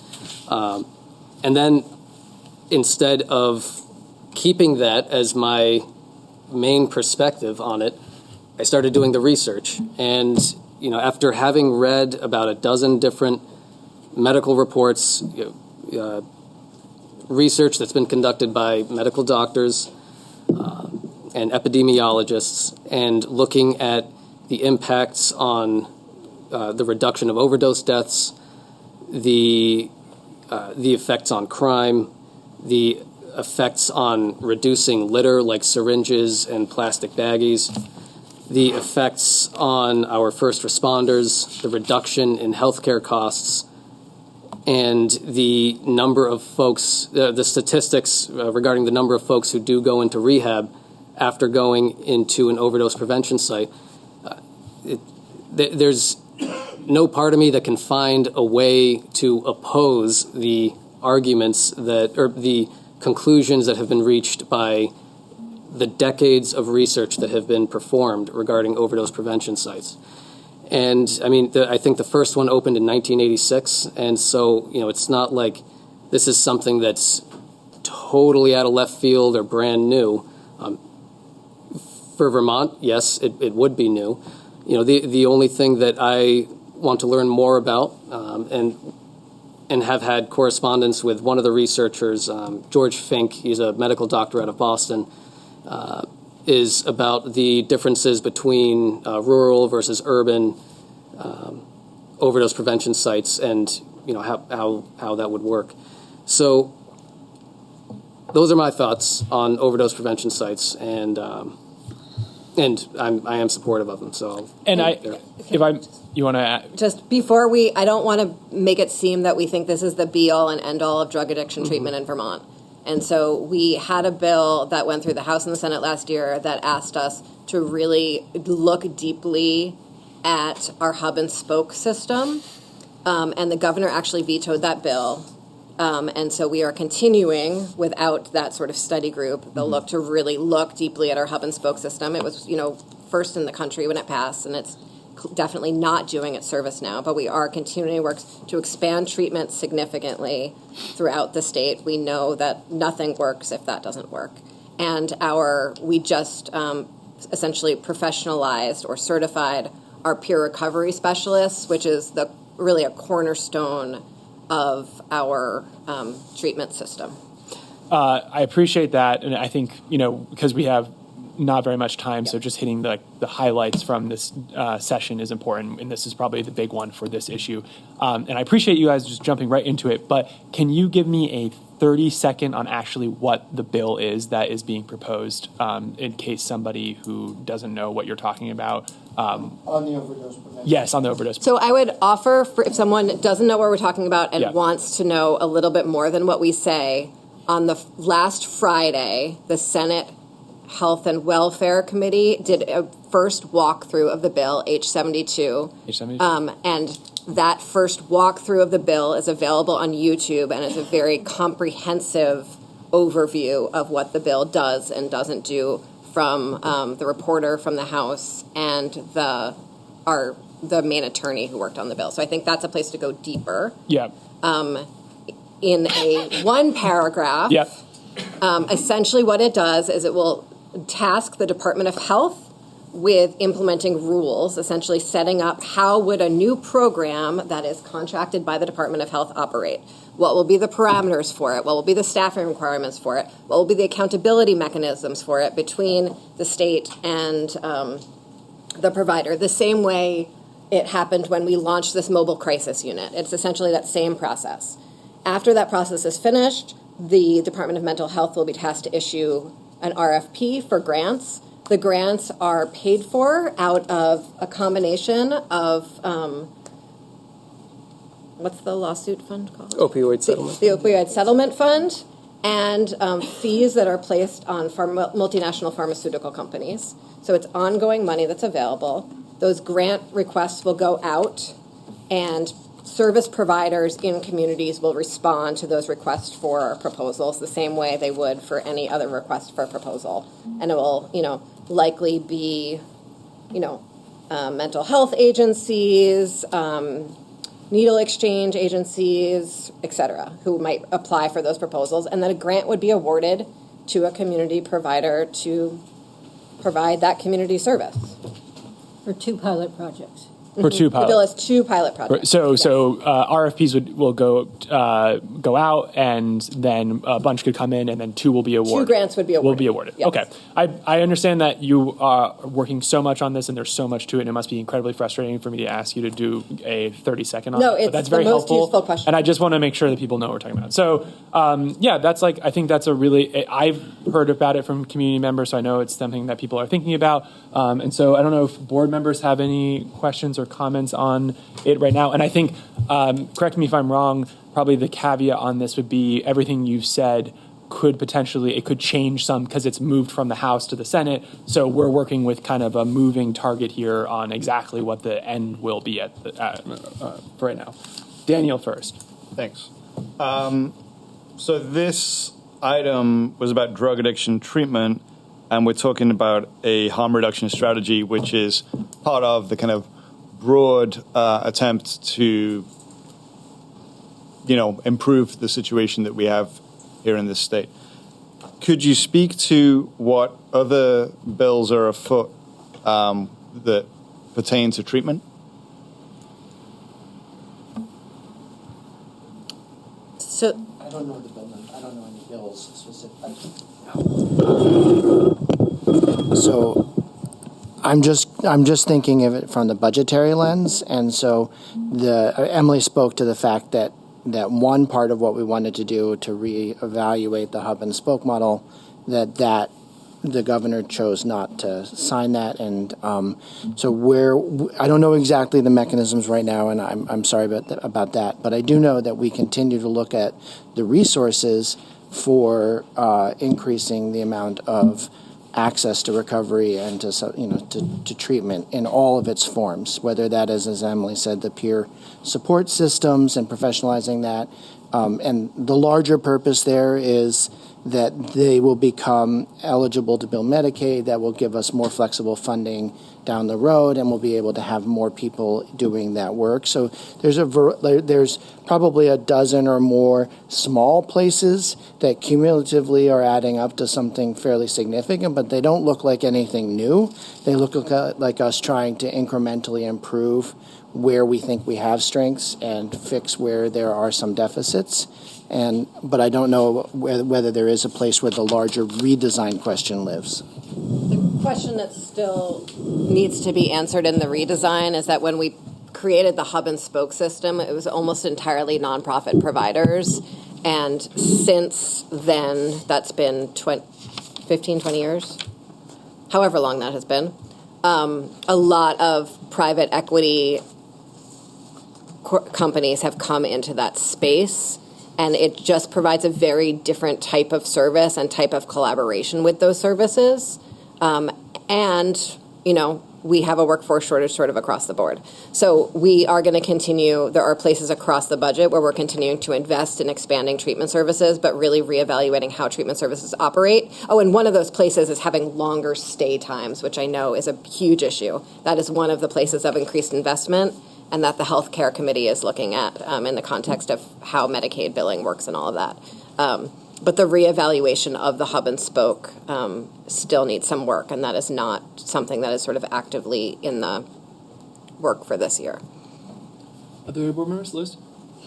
Thank you for all that. You know, I know that we have a crisis and we're all struggling to know what the best thing is, but I see this safe injection site program as an impediment on the road to treatment. And you know, what we have now is maybe 2 weeks, maybe 3 weeks of treatment. It's not enough. There's very few resources that are Medicaid-based. Most of it is private insurance, and there's such a disconnect between the people who actually need treatment and the people who have private insurance. Is, you know, we've all seen that Venn diagram. So I feel quite strongly that using this settlement money for a safe injection site is really robbing the population that needs it of good long-term recovery, treatment, and sober living spaces. There's no sober living spaces in Brattleboro. It's incredibly hard for people who are receiving treatment to complete that recovery. If there's no sober housing, I think that it's really, we are getting in our own way of advancing treatment with this procedure. And I also think that we're bargaining with ourselves about the same personnel. There's such limited employment with people who could work at a safe injection site, could also be working at a treatment facility. And so you're kind of borrowing from Peter to pay Paul with this funding that would much better be used for treatment. I also feel that we're just, the logic of it is lost on me, because if you have this site, it doesn't stop the drug dealing, the crime, the robberies and prostitution. All of that goes on swirling around this site, which really is not safe for the community as a whole. And I also have talked to people experiencing opioid addiction that says that when they receive their drugs, they take it immediately. They're not going to, find a way to get to this site. It's just not going to be utilized in the way that people think it is. I guess I would add two pieces that I would add, and then I guess I have questions for you too, and I imagine other people have something to add. One is that the housing plan that I sort of talked about at the top has very specific types of housing built into it. One of them is recovery housing or sober housing. And so that's sort of built into the larger framework of how we're envisioning the need for housing in Vermont. That includes housing for the elderly and housing for folks with various abilities and sober housing and sort of all of those pieces of the puzzle. And then the second is that there's a committee that is tasked, like experts in the field, on where the opiate settlement money should go to. And this was their top recommendation. Not their only recommendation, but their top recommendation of where that money should go. And so, and we have sort of tasked them in statute with making that decision. Just one more thing. Does the bill still have the amendment for municipalities to opt out? It does. I think there are questions that I've heard from senators about that, given that we've very specifically passed in statute a few other places in recent years where we very explicitly remove communities' abilities to opt out. For instance, we just last year said communities must accept shelters and cannot opt out of a shelter. And I know that this Selectboard has asked us to sort of strengthen that in terms of housing in communities outside of Brattleboro. And so there's definitely, I've heard sort of rumblings about that there might be some hypocrisy that the House built into the bill in that way. Also, if you read like the articles about what Dr. Levine said, it might be helpful. He's saying this is not the only solution, but there will be, professionals there at these sites who can do the same kind of counseling, et cetera, that will help people get into treatment. So it's not just like, here are your drugs. It's a comprehensive kind of situation that's being envisioned. Well, we have people like that right now in Brattleboro. I'm going to let some other people. Sorry. Okay. I'm very conscious of time, and we do not have enough time to fully litigate this issue, so I will take a couple of comments. I'm going to give Jean first because I know she wanted to talk about this from the very beginning, and I see a couple hands in the room. You have to look over in this direction, too. And you guys want to speak on it right now? Absolutely, yeah. Okay, you go first then, and then we'll go to the public. Okay, thank you, Ian. I'll try to keep it relatively brief. What I would say about this is it's premature for me, at any rate, to take a firm position as to whether we want to, anything about safe injection sites. But I will say that I'm very skeptical about it, and that I think the responsibility is on those who are proposing that we institute these types of places in our community. Responsibility is on those people to demonstrate very clearly the benefits, not just theoretically, but that we can rely on seeing the kinds of improvements in situations that are offered.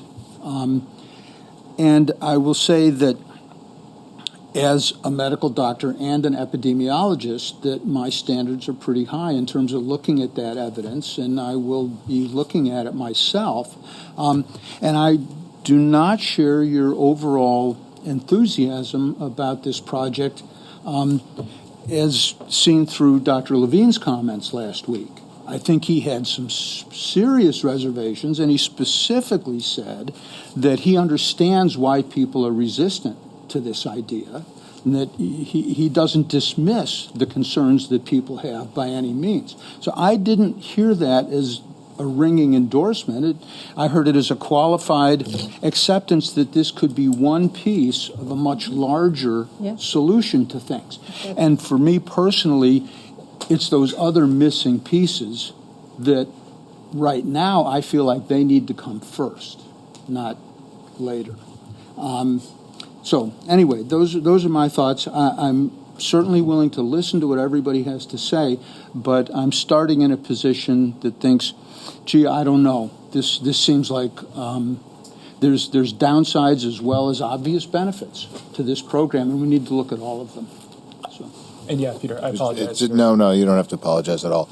All my colleagues have pretty much said everything I was going to say. I just want to say fall in line with what Liz said and also Franz said as to where I personally sit on this particular issue. All right. Gene first, and then I see hands. And I'm just going to ask you all to just keep your comments succinct so that we can make sure everybody gets an opportunity to speak. Real quick, I just want to, I know everybody is talking about this, but I was also talking with the chief of police and with John, and I don't know if you guys know about the site that's in Boston and on Mass Ave. So I am used to be smoking crystal meth for 9 years. For almost 10 years. I've been clean for almost 9 years. And I go to Mass Ave where there's the inject sites, and there was 6 murders that happened there because everybody's shooting up, everybody's high, and there were 6 murders. Now the police were sitting there. They actually had to shut down the site because they passed a law in Boston, and they moved all of the drug dealers, all the people that do drugs onto Mass Ave right across from the General Hospital. And if you don't believe me, you could ask. There's many people. I go out there, I hand out the hygiene, I talk to these people, I try to help them, I pray with them, try to let them know that there's other places that they can go to get help and stuff. So I just want you guys to be aware. I don't know where you're getting your information or who you're talking with, but there's an actual site in Boston that people have to go and help because people are getting hit. Now, not only that, but it tracks many people from the outside. And as we know, we already have a whole lot of illegal immigrants coming in, and now we're thinking of putting in a site where that will draw illegal immigrants, draw people to our city, where then we're going to have to deal with the people that don't live here. So I just want to make sure that you guys are also thinking of that as well. But not only that, but I know that when you guys were talking about we don't have the places for recovery homes and stuff like that, I was just telling people we do have that. There's one that's like maybe less than between 30 to 40 minutes. I just drove a woman to the safe house yesterday from New York. So they're only about 30 minutes away from Brattleboro. I bring a lot of my clients who want to go to the program that are women that are drug related and all that stuff. So we do have resources. I just want to make sure that everybody understand that. But this inject section, you're going to create, and I'm telling you this without any thought that this is not going to not happen. I can tell you for a fact it will. You're going to bring in drug dealers, you're going to bring in prostitutes, and you're going to bring in more murders. I'm telling you that because I used to be a drug addict. And you're playing with fire if you bring this into Brattleboro. And I am not a person that lives in Brattleboro. I work, and I work in Brattleboro. I work there 7 days a week, and I'm telling you this now. I do not want to see this city that I work in come to a part where we're going to be like Oakland, or we're going to be like Chicago, or be like Atlanta, or places like that. You guys keep on saying that this is a town, then you guys need to treat this as a town, not as a city, because if you're going to do it, then you're going to have city problems, and I don't think that this kind of town is ready for that. Thank you very much, Gene. I don't know who had their hand up first. I think it was probably Craig, and then I think it was, I'm not sure who it was next. I apologize. Let's just go, we'll go down the line this way. So we'll start and then go. Yes. Thank you very much. Craig Miskovich, live in District 7. I'm going to address my comments to the select board mostly. As you should. Not necessarily the well-intentioned and hardworking legislators. I don't think that legislative presentation really truly captured how extraordinarily rare safe injection sites are. There might be 100 in the world. There are very, very, very few in America for a lot of reasons, not the least of which is it's illegal under federal law, and it's also not permitted under municipal law. And there are none in communities of 10,000 people. This is a precious place, and we have to protect this place. And when we try to become the laboratory for these kinds of programs that don't have experience in small rural communities, we take an extraordinary risk. We've already concentrated the social consequences of homelessness in Brattleboro. And we are doing our best to solve that problem. But concentrating the social consequences of drug use also is too much for a community of this size. We also have this kinds of emergency resources that other communities in Vermont don't have and could benefit more from a program like this. We have a hospital with an emergency department. We have our emergency response located in Brattleboro. We have an inpatient psychiatric hospital. And I would be shocked and angry if the legislature included the provision that the voters in this town, through the select board, would have the opportunity not to opt out, but to opt in, and would take that away from the voters of Brattleboro. And in fact, I would recommend that if this select board really thinks about housing a safe injection site in this community, that you put that vote to the voters of this community. Thank you. Great. Thank you very much, Craig. Abby was up next, and then I'm not sure who it was. I'm going to leave it. Steve was up, Michelle, and then I think. Michelle after. Okay, great. Okay, Abby, Steve, Michelle, and then I'm going to wrap it up. Yes. Great. Thanks, Abby Manukin, District 8. Thank you to senators and reps for being here tonight and for bringing this issue to the table. I want to speak in favor of these briefly. I think that just the few comments that we've had so far are really playing to the initial fear response that Nader spoke to at the beginning. And I really appreciate, Nader, your acknowledgement of where you were coming from initially, and then as you delved into the research, which is decades long and research-based, including doctors and scientists and epidemiologists like you, Franz, the research shows that these help. And so I think it's our responsibility to actually go to the research and not rely on our intuitive, maybe fear-based response. Hannah Cirillo, who is on Zoom and couldn't be here tonight, wrote an article, A Voices Letter to the Commons. Like Hannah, my brother is in recovery from heroin addiction, nearly died from several overdoses, is one of maybe the few in your Venn diagram who was lucky enough to have private insurance, but those people do exist. Drugs do not discriminate based on privilege. I think that our language is really important, and they need to be called overdose prevention centers because that is what they are intended to do. They are intended to prevent overdoses. The drugs are here in Brattleboro. We are not bringing drugs to Brattleboro. They are here. It is a tremendous problem. What we're trying to do is save lives. And it says, this is drugpolicy.org, no one should die from a preventable overdose. Overdose prevention centers save lives. They are much needed to the unprecedented numbers of Americans, and I would say Vermonters and people here in Brattleboro and surrounding towns who are dying from overdose. OPCs, and I really hope we'll start using that language because language matters, reduce overdose death and connect people to ongoing care and ongoing care like Liz was referencing.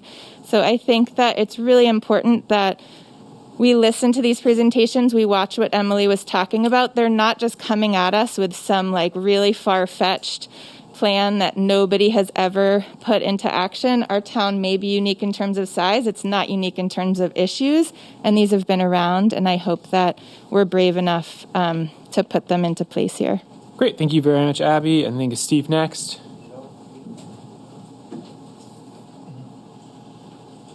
Yeah, I've read about several studies about how these sites have worked. Mixed results, some are better results than others, so it's not any clear-cut gain. I think that there's that possibility of reducing overdoses.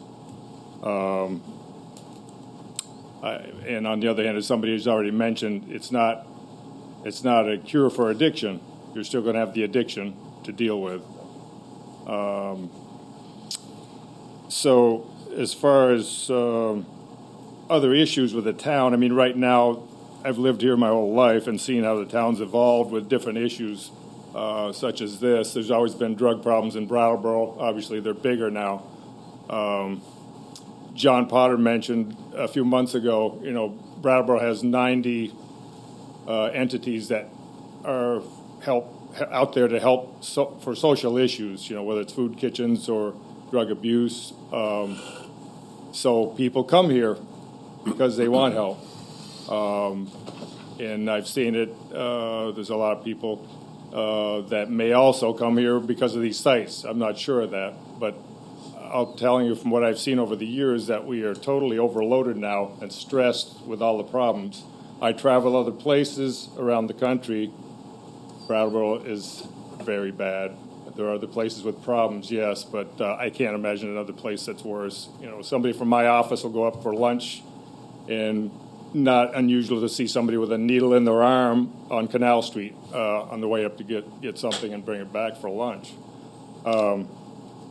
So one of the other questions I had was, and this all affects our services. We're talking about helping people, but some of you have heard stories. People come here to look for work at Brattleboro Memorial Hospital. Somebody's here overnight and they see somebody ODing on the street. It doesn't help attract people who can help the community.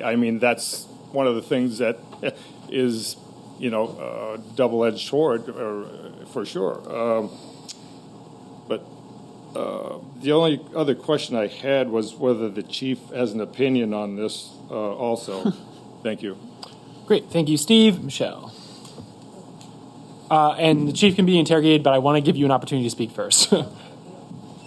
Hi, Michelle Simpson. I'll be really brief just to echo what Craig said and Elizabeth and also the woman on Zoom. If you have ever experienced or been around an OPC, it is not a pretty sight. It does actually attract quite a bit of crime. And I haven't read all of the research. I do know a lot of the research isn't apples to apples, as Craig mentioned. We are not a big city. We are not Amsterdam. These are not drugs that are from the government. These are street drugs. These are poison. There's no doubt OPCs will save lives. That's the one metric That's the strength-based messaging that you can use about them. I also know that they are typically placed in low-income neighborhoods, and I really just want to put that out there as just the one thing that nobody has talked about, is that if Brattleboro did decide to house one here, and I hope they don't, it will disproportionately affect families living in low-income circumstances, and I really do fear, and I will use that word, and I think it's fine to be a little fearful and cautious when we talk about these things. I do fear that our town will perpetuate exactly what we're trying to prevent. Because if I was a teenager and I wanted to try something new, I'm going to try it in an OPC. Great. Thank you very much. So I think if there's any final comments, board, on this, I think what would be helpful from my perspective before we sort of wrap this up is clearly this is an issue that's very important to the community, which makes sense. And there's a lot of information. You've cited some places that people can get information about this. Are there going to be other places, forums, or meetings that people can come to discuss this issue with their legislatures and the delegation before this session concludes? I want to sort of offer first the same way that, we come and talk to you regularly, or we hold community forums for the public regularly. I at least, and I know, my colleagues, speak to service providers in the town regularly, or business owners in the town regularly in very specific ways. And the sort of work that I did in the House on overdose prevention centers came out of conversations that I had with essentially every service provider in this area asking me to. Because they had all gone to conferences, learned the research themselves, and said that this is what they needed in order to meet their clients' needs in Brattleboro. So this didn't come out of a legislative hat. It was derived out of community requests and community need. And so I think and recently our Speaker of the House came down, and one of the meetings we set up for her as part of the day-long time she was here was with all of the service providers in town who worked on these issues, and this was a topic that came up there. So we can organize a community forum on this and make sure that folks who sort of have been looking at this can join. We can also make sure that some of the resources that we've provided to you all on the Selectboard could be distributed more broadly. And, all of the health and welfare, that's the name of your committee? The Health and Welfare Committee, as, any committee taking any testimony in the legislature welcomes outside public testimony, usually written, but folks are welcome to submit written testimony to that committee. And so that's the Senate Health and Welfare Committee, and the chair of that is named Senator Lyons. Great. Can I add something real quick? So I have summaries of about 11 of the 14 studies that I've read so far. I'm happy to provide that to the board. I think I provided it to Peter. These are all, to another question earlier, these are all studies that come from the National Library of Medicine, which is owned and operated by the U.S. government. So I can tidy this up and send it along to the entire board in the next week or so, if you'd like it. And any members of the public, if you'd like this data or this research, I'm happy to provide that as well. And I'll also offer, if you have data and evidence that does provide a contradictory or a contrary viewpoint to what I've described, then it's not a snarky challenge. Please send that to me, because this is one of the issues that I've taken a very deep dive on, and I'd like to see everything that there is. Excellent. What are your emails if someone wants to reach out to you? Is it just your last name? It's nhashim@ledge.state.vt.us. Oh, God. They haven't gone to the Vermont. If you Google yes. any of our names, we're Vermont. So without trying to remember that, just Google your legislator or your senator's name, and you can email them and hopefully get some of that information. As the chair of the board, I would suggest you do hold a forum. I have all sorts of things that we want to talk to you about, and this is one item. Your humble chair tried to get this within the hour that we did, and I wasn't able to. Clearly, this is an issue that the community cares a lot about. They want to hear about it. You want to defend it. You want to educate people. So put it forth in the community, have forums, give people an opportunity to talk to you about it. I know Brattleboro well enough to know that people will show up and have intimate, good conversations with you about this issue. So that's my only thought. And if there's any closing thoughts from the select board, I'd like to thank you, each of you, for all the work that you do for Brattleboro and for Vermont, and for, most importantly, coming here tonight and taking some time out of your really busy schedules to talk to us about all the things that you're working on. We really appreciate it. And as just a final comment to the select board, I'm really pleased with how this sort of trial legislative priorities work has gone this year. And I hope that in future years, the board will continue this, having their delegation come speak to the board, coming up with priorities, and then having them come back and report, and then allowing that, and this is the big one, board, is next for your goal setting, that letting this information inform the goal setting that you do in the springtime, and then allowing that to be a part of this process. So with that, thank you all. Yes. About your process? Yes. Did you send your priorities to the Vermont League of Cities and Towns who are advocating for you in the legislature? Like after we came up with the priorities after the November 7th? Yes. And were they incorporated into the league's priorities for the session? That would assume that Brattleboro has that much pull. I don't know. I don't know. Do we know? They were on the biennium arrangements. So their priorities had already been set, hopefully next year. So next year's? Next year. Great. Yes. Thank you very much. Thank you so much. Thanks. Really appreciate it. All right, we're going to take a quick 2-minute break. Oh! First time I've ever used the gavel. Got to get these things out of the way. Such an interesting lame duck. Yeah, right. So I guess you want to. The lame duck gavel. 20 votes on the lease. All right, BCTV, we're good? Great. All right, so we're going to move on to agenda item 8, new business item B, which is the apologize, I was going to get the language correct. Impressive. Public Safety Enhancement Team Update. So as the board will recall, in October of 2023, Mr. Baker, who we've invited up to the presenters table, came and presented to the select board as he is leading the Governor Scott's Public Safety Enhancement Team efforts in Brattleboro. And the purpose of that initiative is to enhance public safety along with violence prevention, which are outlined in the governor's 10-point public safety and violence prevention action plan framework.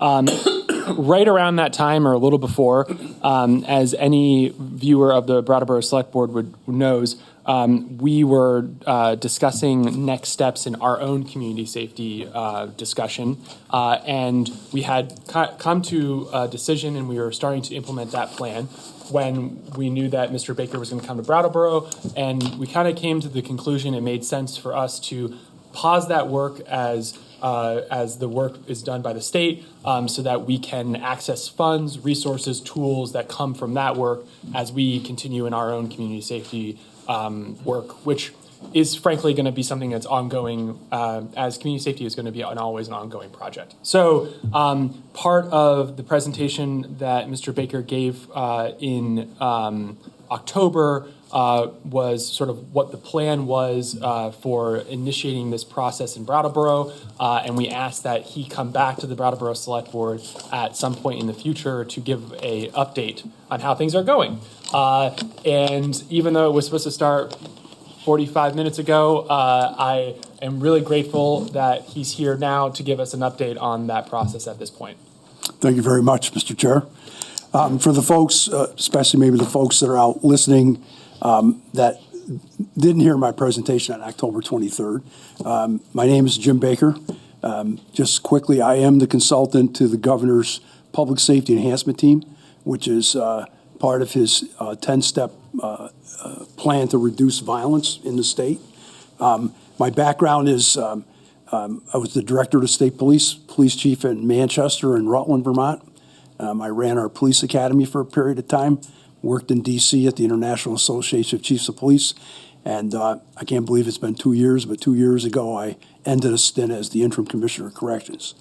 I've been doing this work now with the governor's leadership team for about a year and a half. We've operated in Bennington, Springfield. We came to Brattleboro. As a reminder to all of you, this is really based upon data, taking a look at a heat map based on police calls for services that are indicative of the type of stuff that's unsettling in a community as a result of what most times turns out to be public health issues. We've already heard it tonight as I sat and listened. Mental health issues, substance use disorder, those kind of things that drive that type of challenges in a community. But leading up to this, I don't want to take a lot of your time because I know you've had a long day, town meeting day, updates from the legislators. But I think I talk to John often, quite often, in fact. I did chat with him about this point that I want to make here, and it did come up earlier in the conversation, to acknowledge I've done a lot of work in Vermont for going on 50 years now, and I'm not quite sure I worked in a community that's faced the kind of trauma you've all faced. And I want to acknowledge that the loss of life in a community under any circumstances is very challenging. And I want to go to the end because we're going to announce tonight the state's going to support a convening of public safety and public health resources in the community at the end of April. But originally we had set this for April 3rd and 4th. But it had been brought to my attention that April 3rd is the first year anniversary of the death of Leah. And that would be totally inappropriate for us to do that. I see people shaking their head, and I just want to be clear that your community has faced a lot of trauma in the last 15 years, in the last year. And that's going to be the focus when I talk at the end about the convening that we're talking about doing, to try to support your community, to continue the conversation about how can state assets accelerate outcomes for you that are a shared conscience amongst everybody about what's it going to look like when we feel like we're making progress. And I'll talk a little bit more about that in a couple minutes. So I want to acknowledge what was said earlier on these deaths that you've had at the parking garage. I don't want to get into the nuances of that. That's not my role. But I want to just say, from somebody from the outside that's been working in the community for the last 6 or 8 months, talking with folks, it's not lost on me how traumatized people are from this level of every 4 or 5 months you have something that really hits the community hard. And I'll leave it at that. Besides to say, that can lead to frustration, and sometimes it's more difficult to build that network of networks that we think we want to try to help you build here in the community. So let me talk about the work to date. Since I've been on the ground here in Brattleboro, I've met or interviewed many of you at this table, but probably 50 plus or minus individuals that are working in the space around public safety and public health. Been working very closely, as I said, with John and with Sue Graff from the Vermont Department of Human Services as the field director for Human Services, as well as the Brattleboro Police Department and other folks in the community. I've stayed in close contact with folks that are tied to the safety report. I know a couple of the folks are here tonight. I try to stay in contact with them often to update them on the process of where we're going through. Brattleboro received funding from the $5 million that the legislature had authorized as part of the recommendation from the governor's office around violence reduction, which will be turned into, I believe, two more social workers who will be employees of HCRS but embedded at the police department with the existing social worker now. We've provided technical assistance to Brattleboro Police Department when it comes to data. It's interesting, again, I know it was a long night, but it was good for me to hear the conversation in the community around these issues of substance use disorder and mental health challenges. And I'm going to say this, and not in a critical way, but this is just reality. People are not settled down. What is success going to look like for you? What is it going to look like when you feel like your community is making progress on these issues? People are working very hard in this community. That's my experience in talking to 50 plus or minus folks, working very hard, but I don't hear a shared consciousness around what it's going to look like when we think we're making progress. But people are working really hard. That technical assistance to the police department has included helping them better understand data, been working with the assistant chief on that point. And we recently signed or extended a contract with public safety with the crime research group, which is going to help Brattleboro dig deeper into their data. Primarily, one of the things we've talked about is those folks that use a large amount of police services that really shouldn't be using police services because their issues are not related to police services, if that makes sense. And trying to identify who those folks are to try to have impactful, collaborative efforts to intervene in what their situations are that are driving those resources being used at the police department because they're not appropriate use of resources. And I think of the overdose data. I'm not talking about the overdose death data. I'm talking about overdose deaths. And, I talk to people, and people tell stories about the number of overdoses happening in the community. I heard some of that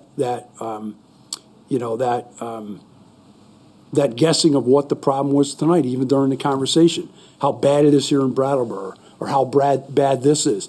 And I think one of the things that we've been trying to work with the police department is really fine-tune their data to better understand what the issues are. So when you get to the point of applying resources, you're applying them to what the issues are. And we're going to continue to work with them on that. We've created a consortium of best practice. Brattleboro is part of that. John, you've been to a few of these meetings. I always try to get back to you, and folks are finding them helpful. What this is the areas we've worked in before. Brattleboro has been invited into as part of this conversation. So it's Springfield, Bennington, Rutland, because that's my home roots when I was the chief there with Project Vision.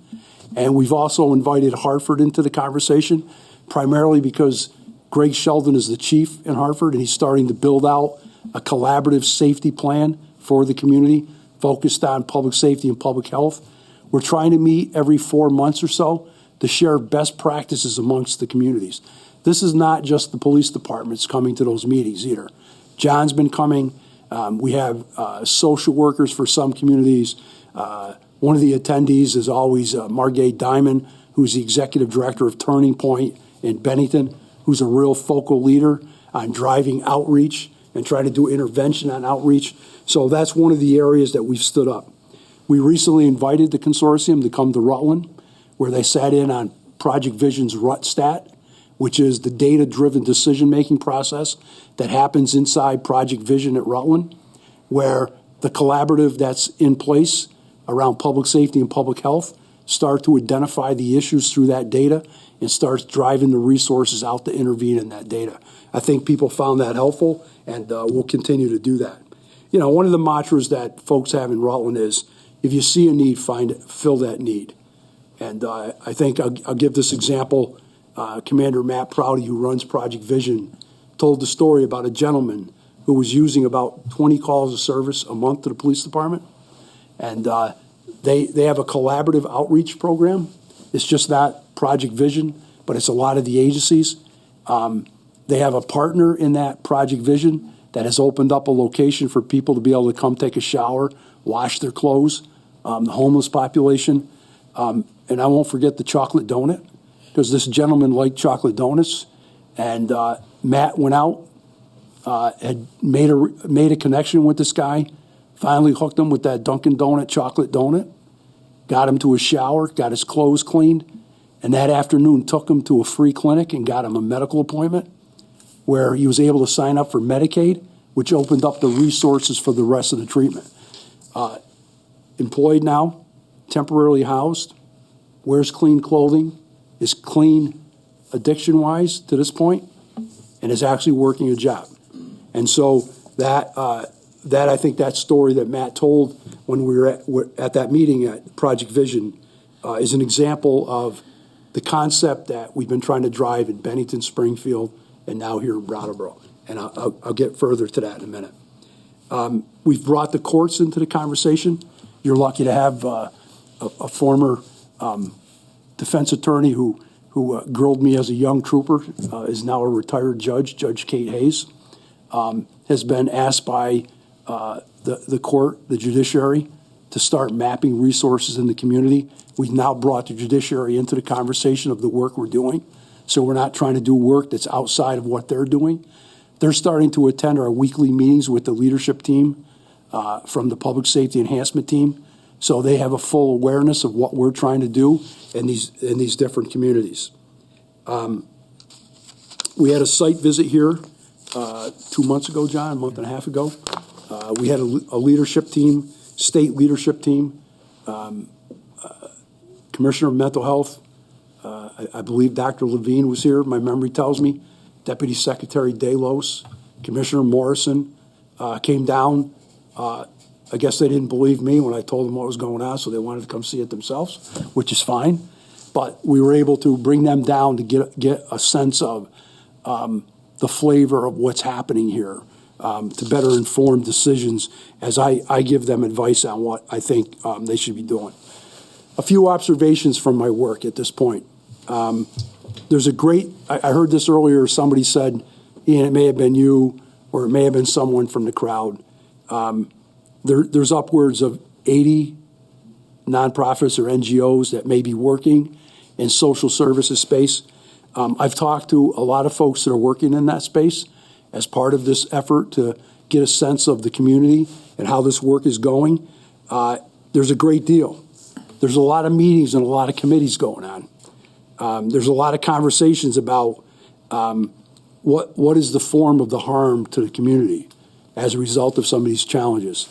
The element that's missing, and I've said this a couple times, and I'm going to say it again, the element that's missing is a shared understanding or a shared consciousness of exactly how are you going to improve that harm that's being done to the community. I'm not saying folks are not working hard, they are. But there is not a lot of cross work being done, and I'll use this as an example. I know of at least 3 agencies that are doing community outreach work, and they're all doing separate community outreach work. The police department's doing an amazing job with Project Care, a Perry model, that they're out doing interventions too. And as an example of people working in the same space but not working collaboratively or coordinating with it. And go back to the story in Rutland. The reason why you could do an intervention with a gentleman like that, to get him away from using and wasting police resources, is because of the collaboration of the different partners. I'll stop talking about shared consciousness.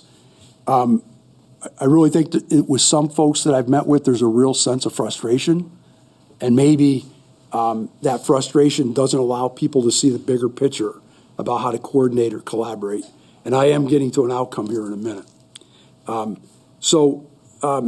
What we have planned, and I've been talking with John about this, and I've talked to the chief and the assistant chief. Abby, you and I had a conversation about this today. On April 29th and 30th, the state is going to fund a community, I'm not quite sure what we're going to call it yet, because we are going to put a committee together to plan this, but I'll call it, for the sake of this conversation, a convening of public safety and public health. It's going to start with the day before on the 29th with a community showing of uprooting addiction, healing from the ground up. Now, as I understand, both Hope, and I'm having this late at night, Payson and Daryl McGraw have worked in the community before. I had a meeting with them this afternoon. They are the brains behind this documentary, which they've told me has been shown at least twice to workers here in Brattleboro prior. They've worked in the community. They have a pretty good understanding. In fact, one of them has a very direct relationship to the latest tragedy you just had at the transit center. That will be the evening before, a showing of that. And why that? Because it really talks about how trauma drives addiction. And I think, as I've talked to some folks in the community, I guess I would have to confess that I probably didn't understand this as well as I should have in all my time in the criminal justice system until I became the Commissioner of Corrections. To understand how trauma drives outcomes in people's lives, the idea of this is to open up for the community a conversation about trauma and why addiction may look the way it does in your community, or mental health challenges are the way they look in the community. The following day, on the 30th, a day-long symposium gathering of public safety and public health folks working in the community to bring all the assets in the community into one room for the purposes of, through panel discussions and conversations that will be facilitated, to identify and map those resources to see if you're getting the maximum out of those resources in your community. But also to build that common purpose, that shared consciousness that I talked about. I know this will be a challenge because people can be predisposed in their thoughts, but hopefully with a good skilled facilitator, we'll have some good outcomes. And agree on how to coordinate and collaborate and how the state can assist in accelerating whatever that shared consciousness is. And so that's where we are in the process. I appreciate, first of all, I want to acknowledge the chief and the assistant chief. I know I bugged them a lot, but they've been very supportive and they've been very open to suggestions and ideas that we've made, especially around the data. And for the board, John, I want to acknowledge your unwavering support. When I call you up and run something by you, you've been very collaborative in this process. I'm looking forward to this opportunity because I believe we can come out of this with something that's going to have an impact that we can all share for a better Brattleboro and surrounding area. I'm going to leave it there because I don't know what time it is. I have like 9:35. And again, Mr. Chair, I don't want you to feel bad, but normally I'm in bed an hour ago. Oh, That's fine. Yeah. The next chair will hopefully do a better job at holding to the agenda. I'm just kidding. No, Jim, thank you very much for the presentation. Really appreciate it.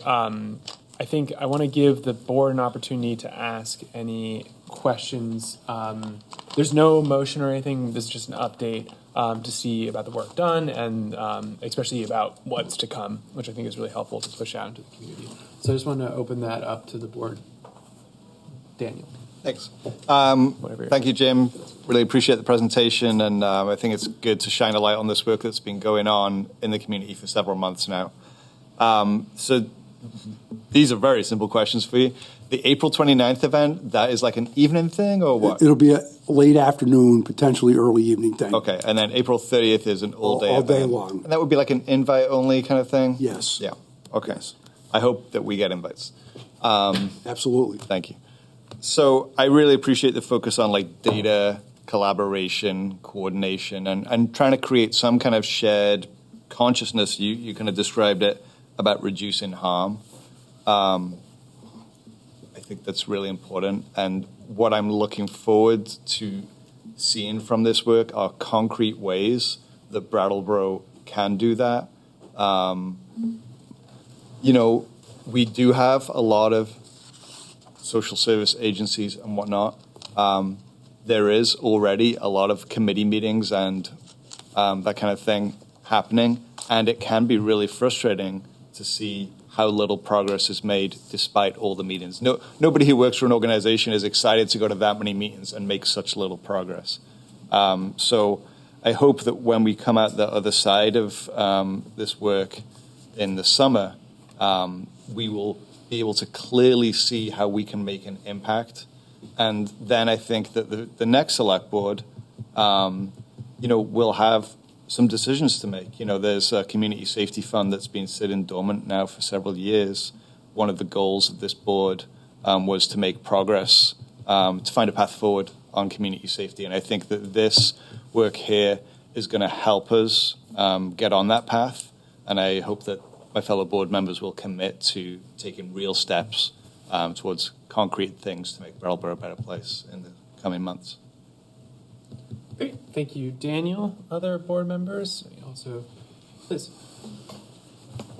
Jim, I just want to thank you for coming and thank you for your work and your words tonight. And I think your work is a necessary precursor to the town tackling our issues with community safety and harm reduction. So I also applaud the collaboration that you're having with, our town manager, our police department, and all the many busy actors in the field. And I just want to thank you again for pulling it all together and understanding the issues and looking for solutions. Thank you. I know it's taken some time, right? I've been in the community for a while, and between other projects that I have, I feel like it hasn't moved fast enough, just like all of you. But I think we've settled on a process that we can come out with measurable goals that the community feels like it's making progress. We have those models now in Bennington, Rutland, and Springfield. So hopefully we can bring that here with measurable goals driven by data. Other board members? Bronze. Thank you for all that and everything you've done. So the next step, as I understand it, is this event on the 29th, 30th. And I guess, hopefully what we come out of that with is the type of shared understanding as to what success looks like that you've described. And I'm wondering, what else we might need to do to come up with that shared understanding. Consortium sounds great. I'm looking forward to watching the documentary, et cetera. But I wonder if it's sufficient. I wonder if we're really going to emerge on May 1st with this type of shared understanding that you're talking about. Or, right now I'm thinking, okay, well, that sounds like a really good event and a contribution to what we're after. But what else? Is there more that you have in mind, or are you just going to think that further steps will evolve from that discussion, or do you have a bigger framework in mind at this point? Yeah, so I guess what I would say to you is that I use the term reduce harm, and I know some of my law enforcement colleagues sometimes get frustrated when I say that. But what's happening to your community is it's being harmed. It's being harmed in so many different ways by, actions of individuals who are in a lot of cases suffering from health-related issues, addiction, mental health. So I'm not promising coming out of the 30th of April that there's going to be some silver bullet. But what I would say to you is that from the get-go, the folks that my client is the state of Vermont. The governor's office through the Department of Public Safety and Human Services have made it clear that my job's not to come here and tell you this is what you ought to be doing. I am a consultant. I do give advice, and I've offered that advice to the police department and other folks. To answer your question, I would say to you that coming out of the 30th, there's going to come a point where this community's got to figure out, and I'm being about as blunt as I can be right now, this community's got to figure out a way to collaborate around that shared consciousness to have measurable outcomes that are a shared measurable outcome. And that is not, I don't want to set up a false expectation that Jim Baker, as the consultant to the governor's public safety enhancement team, is going to create that for you. The 30th is really the conversation about the community getting their arms wrapped around how they're going to do that with advice from folks that have been doing this work for a while, to include myself, and moving forward. What I found here is, and somebody's already said it, I've been to probably no less than 10 meetings of people meeting where I've sat in on the meetings about talking about what the issue is with no decision about how you're going to impact what the issues are. In the long term, this is going to take hard work. It's not going to happen overnight, and it's not going to be some neat package that you put together. Rutland's had Project Vision running since 2013. COVID kicked it down a little bit because people couldn't meet. They're just getting back online now. They're facing some of the same problems you are as a result of the fentanyl piece of the opiate crisis and the related mental health issues that we know are a result of some of what went on during the pandemic. So it's going to be an ongoing thing that you're going to have to stay at. And I often use a book called Bleeding Out. I've shared it with the chief and the assistant chief. It's written by a criminologist by the name of Thomas App from the University of Maryland. It focuses on gun violence, but it really does, if you pay attention to it, it talks about places, behavior, and people that cause problems in a community. And one of the things that App talks about in the book is when you're doing this community work, if you don't have at least one shouting match where people's feelings get hurt, you're not making progress. So I'm going to say to you, the hard work is ahead. It's not going to be easy. What my role as the consultant to the project is to help shape that and help you move forward and help you give guidance on after the 30th what this ought to look like. It's going to be a long-term slug. But I believe in this community, you have the resources to significantly impact what your challenges are. They are not coordinated and they're not collaborating. And that's not a reflection on anybody doing the work. It's just the reality of what happens when a nonprofit gets funded to do work. They're in their lane doing their work.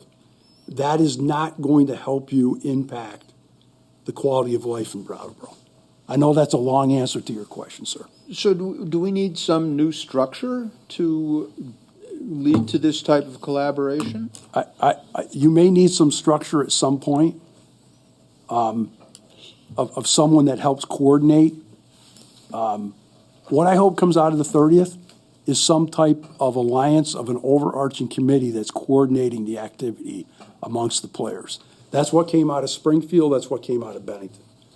Now, I will tell you in Bennington, I'm not telling tales out of school, but I was at a meeting not long ago with Project Alliance where that incident of frustrations boiled over, people got upset, and as I said to people later, you're making progress because you're breaking the family china that you've been used to. And you're starting to break the china in the china cabinet. And it's breaking old patterns of how you've done business. So should we schedule the shouting match now or wait till the 30th? Anytime you want, sir. Okay. Other board members? Or else I'm going to see if there are members of the public. Steve, I see your hand. I just want to make sure there isn't anybody else who wants to speak. Let Emily speak first because you've had an opportunity to speak. Sure, that's a good point, too. But not as a member of the public. I'm really excited I stayed for this. Thank you. I'm Emily Kornheiser, District 7. One of the sort of lines that I've heard and used regularly in my professional non-legislative world of community organizing and nonprofit stuff is collaboration moves at the speed of trust. And when I think about where our community is right now and all of the folks at community agencies who are completely under-resourced, both emotionally and financially, and are doing their darndest to meet the community's needs, but have been under-resourced for, in some cases, decades, in some cases, a couple years, and then have the sort of layers of community trauma on top of that. I can't fathom what it will take. Well, I can fathom it, but I don't know what the steps are to get to it, what it will take for us to be doing that kind of coordinating work. I can easily see us doing the visioning work where we even agree on what the outcomes are, and we even agree on how we would measure those outcomes. And I have seen and helped design countless state initiatives that help us vision and design outcomes and decide who the players are at the table and how we're going to measure that, and then disappear. And I guess this is sort of building on Franz's question. I don't think we can sustain here another getting 2/3 of the way. The community safety project got us, got 2/3 of the way. And we've had a lot of other initiatives here that have. And so I want to make sure that built into this visioning process or into your work, and we were saying this before your section of the meeting started, is the real actionable steps to support collaboration, because collaboration takes resources in a very real way. It takes financial resources, takes human resources, and it can't be the resources of any individual nonprofit in the town, because then everyone else is like, oh, they've got it. They're holding the ball. I can step back. And it's amazing here because we all do care and we are all invested, but we can all do only so much. And I think most of us are drowning under the pressure of that. We can only do so much, and we still see so much pain in front of us right now. Thanks. Yeah, my response to that is that I didn't bring up the word trust, but I should have, as part of the shared consciousness. When people get frustrated, trust can break down, right? I think we all know that. And I know that from talking with folks, that there are certain folks that don't trust other folks. And that's much of the work I've done for the last year and a half has been around trust building. And the one thing I will say to you is that, the problem in all this work is there's no unlimited amount of money coming, right? You chair Ways and Means. I'm preaching to the choir. There is no unlimited amount of money coming. And I think, to your point of visioning, I'm not about any more I've done enough of these meetings in my career where you stick stickies on the walls and you talk about your ideas and everybody feels good when you leave and nothing happens. That is not what this is going to be about. But it will take work afterwards to figure out the limited resources, the limited staff. Everybody you talk to is limited. But I think, again, not that you're going to make it sound like all I do is read books, but, General McChrystal wrote a book called Team of Teams. Even though it's military-based, he does a lot of work now in private industry. And, these are complicated issues that require building networks of networks in order to agree upon how you're going to share those resources to make just a little impact and then a little bit more. And so I appreciate what you're saying. Steve? Yeah, I've thought about goals also, in that it seems like it's hard I don't see anybody coming up with goals, when I come to the meetings. And I know everybody's careful. They don't want to tread on somebody else's thoughts, I guess. But I think we need goals for sure, whether no matter how simple they are or complex, whether it's saying, we want a safe place for our children, we want a place where the people can shop in our community, or something very complex. But I think we need a goal that we're trying to reach, or otherwise we're just, not going to reach any goals, I don't think. And I also agree with your idea of collaboration. I talked to Peter Elwell about this a little bit, who works for Groundworks Collaborative, and we both kind of thought, that's collaboration at that level. When we had the safety meeting at Gibson-Aiken in the spring, I thought there was going to be more collaboration. It was more just people showing what they're offering the community, whether it was drug treatment or housing or whatever, which is fine. But it was not what I was hoping for, which was more collaboration between those people, the select board, the police, the fire, the EMS, the citizens, the shopkeepers, the residents. So that's what I think would be beneficial. Again, it could be something that needs to have some management to it, or it could be chaos for sure. But out of chaos comes good things sometimes. So I appreciate what you brought. Great. Thank you, Steve. Abby? Abby Manukin, District 8. Good to see you in person. Thanks for coming. I'm excited that the town is committed to doing work focused on community safety and ideally enacting some of the recommendations that were put forth several years ago with town funding for that report. And I want to also just acknowledge and thank Jim for talking about trauma as a root cause to so many of the issues that we're facing as a town. And in doing that, it also feels like addressing those root causes and focusing on healing the trauma is part of the solutions that we want to bring about.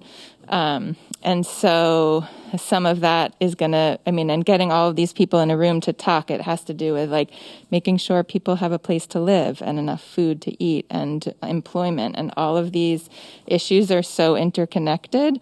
And then when you have like trauma upon trauma upon trauma, we know that we're creating situations in which people are wounded people wound people. And so I'm excited that we're doing this work. I hope that the collaboration is, like Emily said, that it's there's follow through on it and that the funding will continue. I know that there's $350,000 in a community safety fund that the town has been sitting on, and I really hope that we can come to some agreement about how that money should be spent and that we can agree on non-carceral solutions that really improve community safety and not just perceptions of that, and also like figuring out whose safety and what that looks like and how to maintain that over the long term.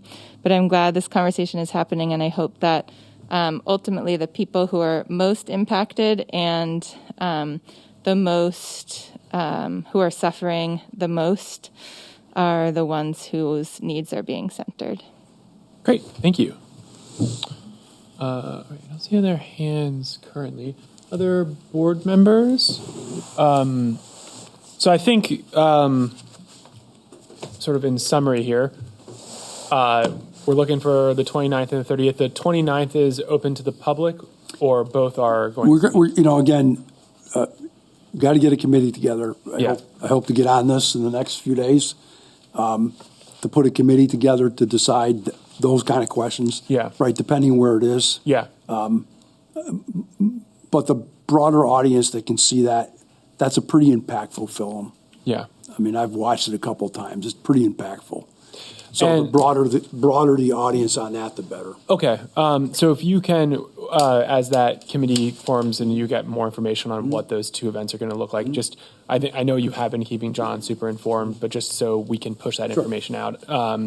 And then, I think it's going to be seeing what comes out of the 30th. And I personally am heartened to hear that at least kind of this has happened. This process has worked in this way kind of in other communities like Bennington and Springfield. So, we're not so off the sort of structure of what you've been working on that, there isn't some sort of path forward in not ending 3/4, because man, that really hits home. Yeah, I feel that very much as well. So I think that's what I heard you say.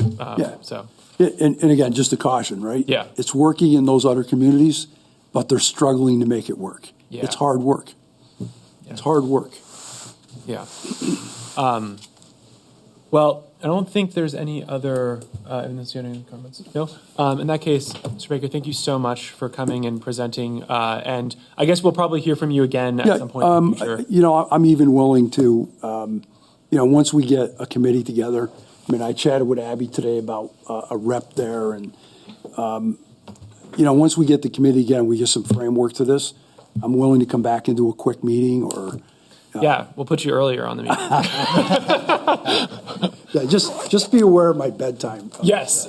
Peter had one. Yeah, just one question. Sure. So when you're forming a committee, who are you looking for on that committee? John and I are talking about that now, but it's a broad, again, it's representative of folks that are working in the space. Okay. Would it be inappropriate to volunteer? Not at this time. Maybe let's Yes. see what John and his conversation are, and at that point. Any other questions, board? No? All right. Thank you again very much, Jim. Really appreciate it. Sleep well. Drive safe. Home safely. Yeah, Get home first of all. safely. Okay, and then board final. Man, I lost the rest of my agenda. Committee appointments. Yes, here it is. Okay, so we're going to move on to agenda item 8C, which is committee appointments. And board, because I am willing to do this, there are 5 applicants for 5 positions. None of them are contested. And so if the board is willing and agreeable, we could vote it through in a slate. Yeah, let's do that right now. Yes? Yep. Yes. Excellent. Are you sure? Because I could spend a little bit more time discussing the possible other ways that we could Let's just do some that. in the slate. Oh, stop. All right. So Have we answered the question about the coal wear and the measurer of lumber person being? yes, Yeah, they we can be did. the same. We did. They can be the same. We got that from Attorney Fisher. as long as they- last right, meeting. I was- Okay, so board. Let's do it. The motion would be to appoint Philip Boyle to 1 seat on the Arts Committee, Bonnie Gervin, 1 seat on the Cemetery Committee, Sylvia Blanchet, Blanchet.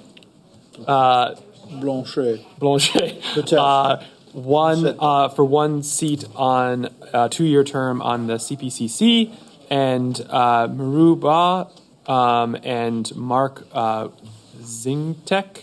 I apologize to everyone for how I butchered all of your names. You got Philip Boyle, right, though? That's true, which I have screwed up before, I think. They're both applying to be in 3-year term seats on the Energy Committee. So any discussion on that board? In seeing none, in that case, all those in favor of appointing those 5 applicants to those 4 committees, please indicate with an aye.